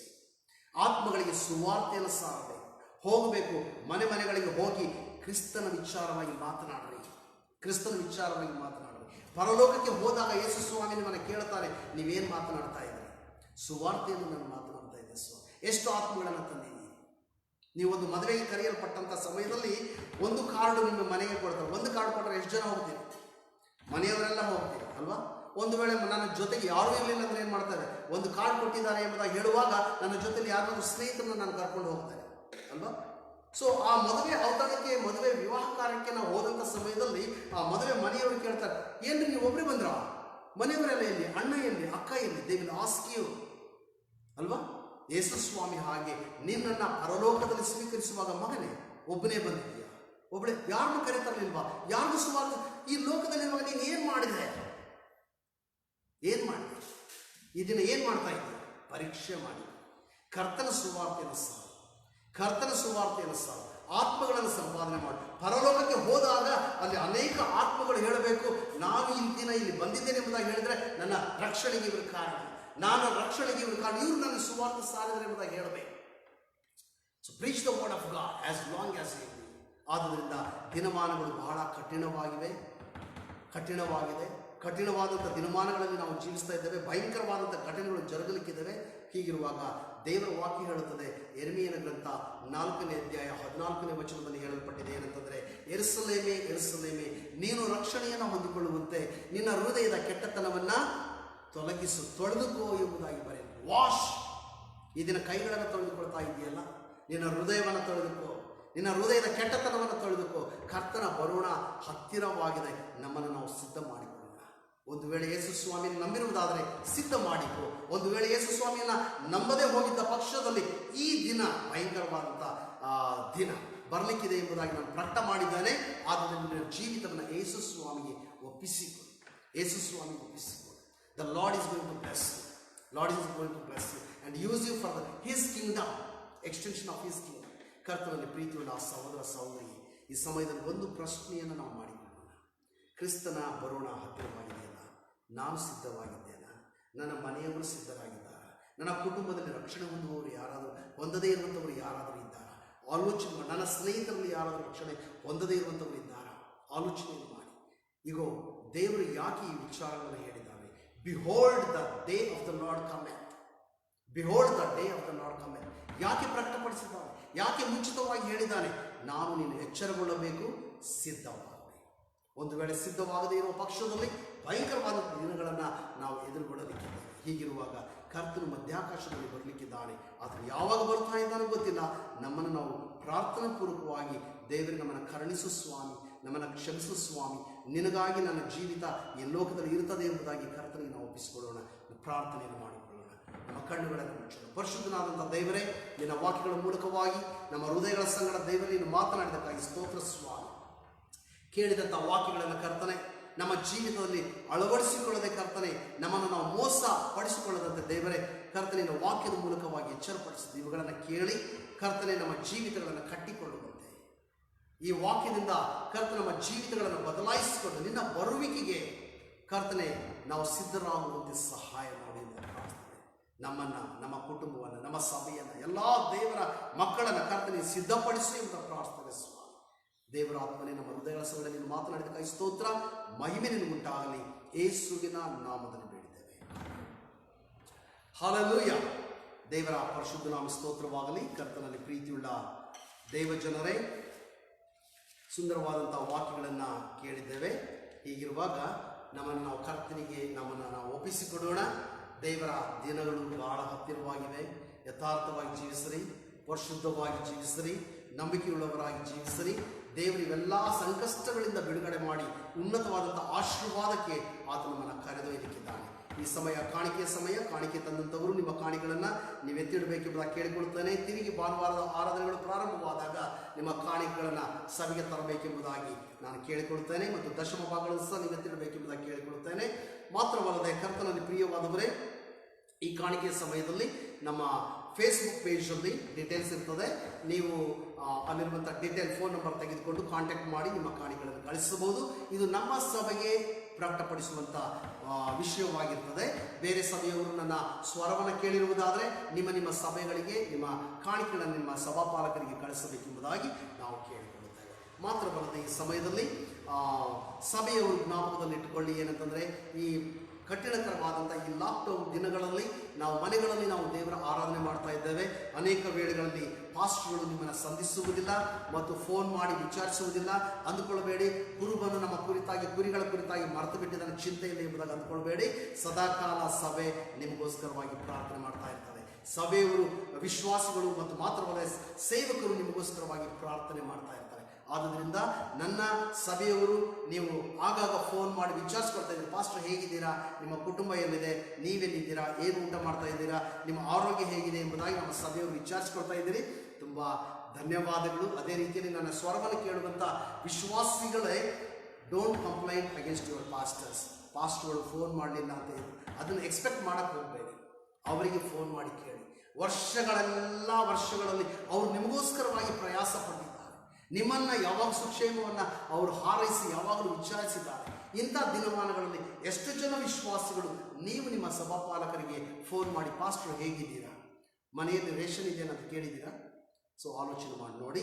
ಮಾತ್ರವಲ್ಲದೆ ನಮ್ಮ ಸಭೆಯ ವಿಶ್ವಾಸಿಗಳು, ಮಾತ್ರವಲ್ಲದೆ ಬೇರೆ ಸಭೆಯ ವಿಶ್ವಾಸಿಗಳಾಗಿರ್ಬೋದು ಅಥವಾ ಅನ್ಯ ಜನಗಳಾಗಿರ್ಬೋದು, ಯಾರಾದರೂ ಒಂದು ವೇಳೆ ತೊಂದರೆ ಇರುವಂಥ ಪಕ್ಷದಲ್ಲಿ ನೀವು ಫೋನ್ ಮಾಡಿ ನಮ್ಮ CPF ನ್ಯೂ ಜನರೇಷನ್ ಆಫೀಸ್ಗೆ ಫೋನ್ ಮಾಡಿ ನೀವು ಕಾಂಟ್ಯಾಕ್ಟ್ ಮಾಡಬೇಕೆಂತ ಕೇಳಿಕೊಳ್ತೇವೆ.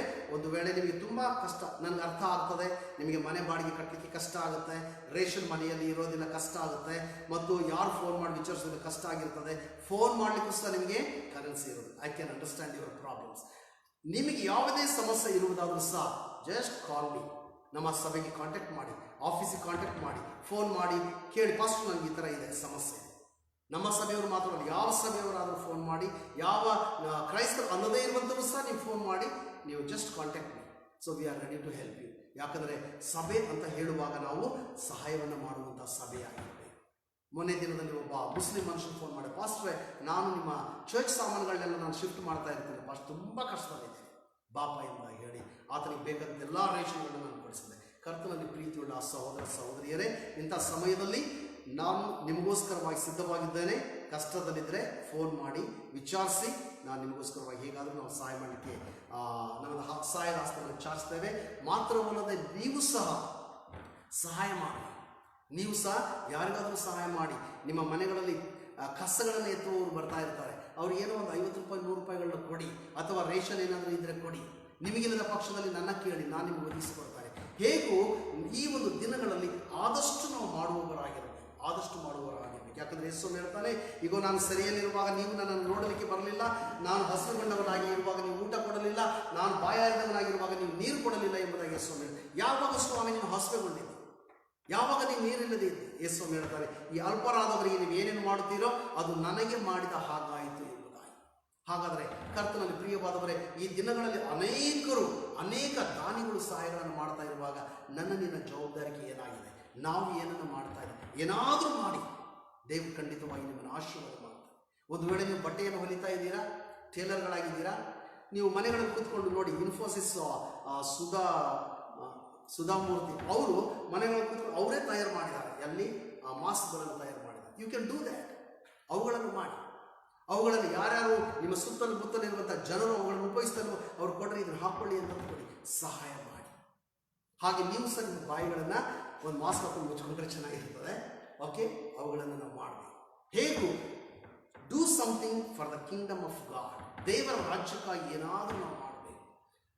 ಅನ್ಯ ಜನಗಳು ಮಾಡ್ತಾ ಇದ್ದಾರೆ. ಹೀಗಿರುವಾಗ ಅನ್ಯ ಜನಗಳಿಗೋಸ್ಕರವಾಗಿ, ಸಹಾಯ ಮಾಡುವಂಥ ದಾನಿಗಳಿಗೋಸ್ಕರವಾಗಿ, ಪೊಲೀಸ್ ಡಿಪಾರ್ಟ್ಮೆಂಟ್ಗಳಿಗೋಸ್ಕರವಾಗಿ, ನರ್ಸ್ ಡಾಕ್ಟರ್ಗಳಿಗೋಸ್ಕರವಾಗಿ ಸತತವಾಗಿ ಕಾರ್ಪೊರೇಷನ್ ಕಸ ಎತ್ತುವವರಿಗೋಸ್ಕರವಾಗಿ ಸತತವಾಗಿ ನೀವು ಪ್ರಾರ್ಥನೆಯನ್ನು ಮಾಡಬೇಕೆಂಬುದಾಗಿ ನಾನು ನಿಮ್ಮನ್ನು ಕೇಳಿಕೊಳ್ಳುತ್ತೇನೆ. ಕೊನೆಯದಾಗಿ ಒಂದು ಹಾಡನ್ನು ಹಾಡುವಾಗ ನಮ್ಮ ಕಾಣಿಕೆಗಳನ್ನು ದೇವರಿಗೆ ನಾವು ಅರ್ಪಿಸೋಣ. ಮಹಿಮನೇಸು ಬರುವನು ನಲಿದು ಹಾಡುವನು, ಮೊದಲಿಂಗನು ಬರುವನು ಸಿದ್ಧವಾಗುವನು.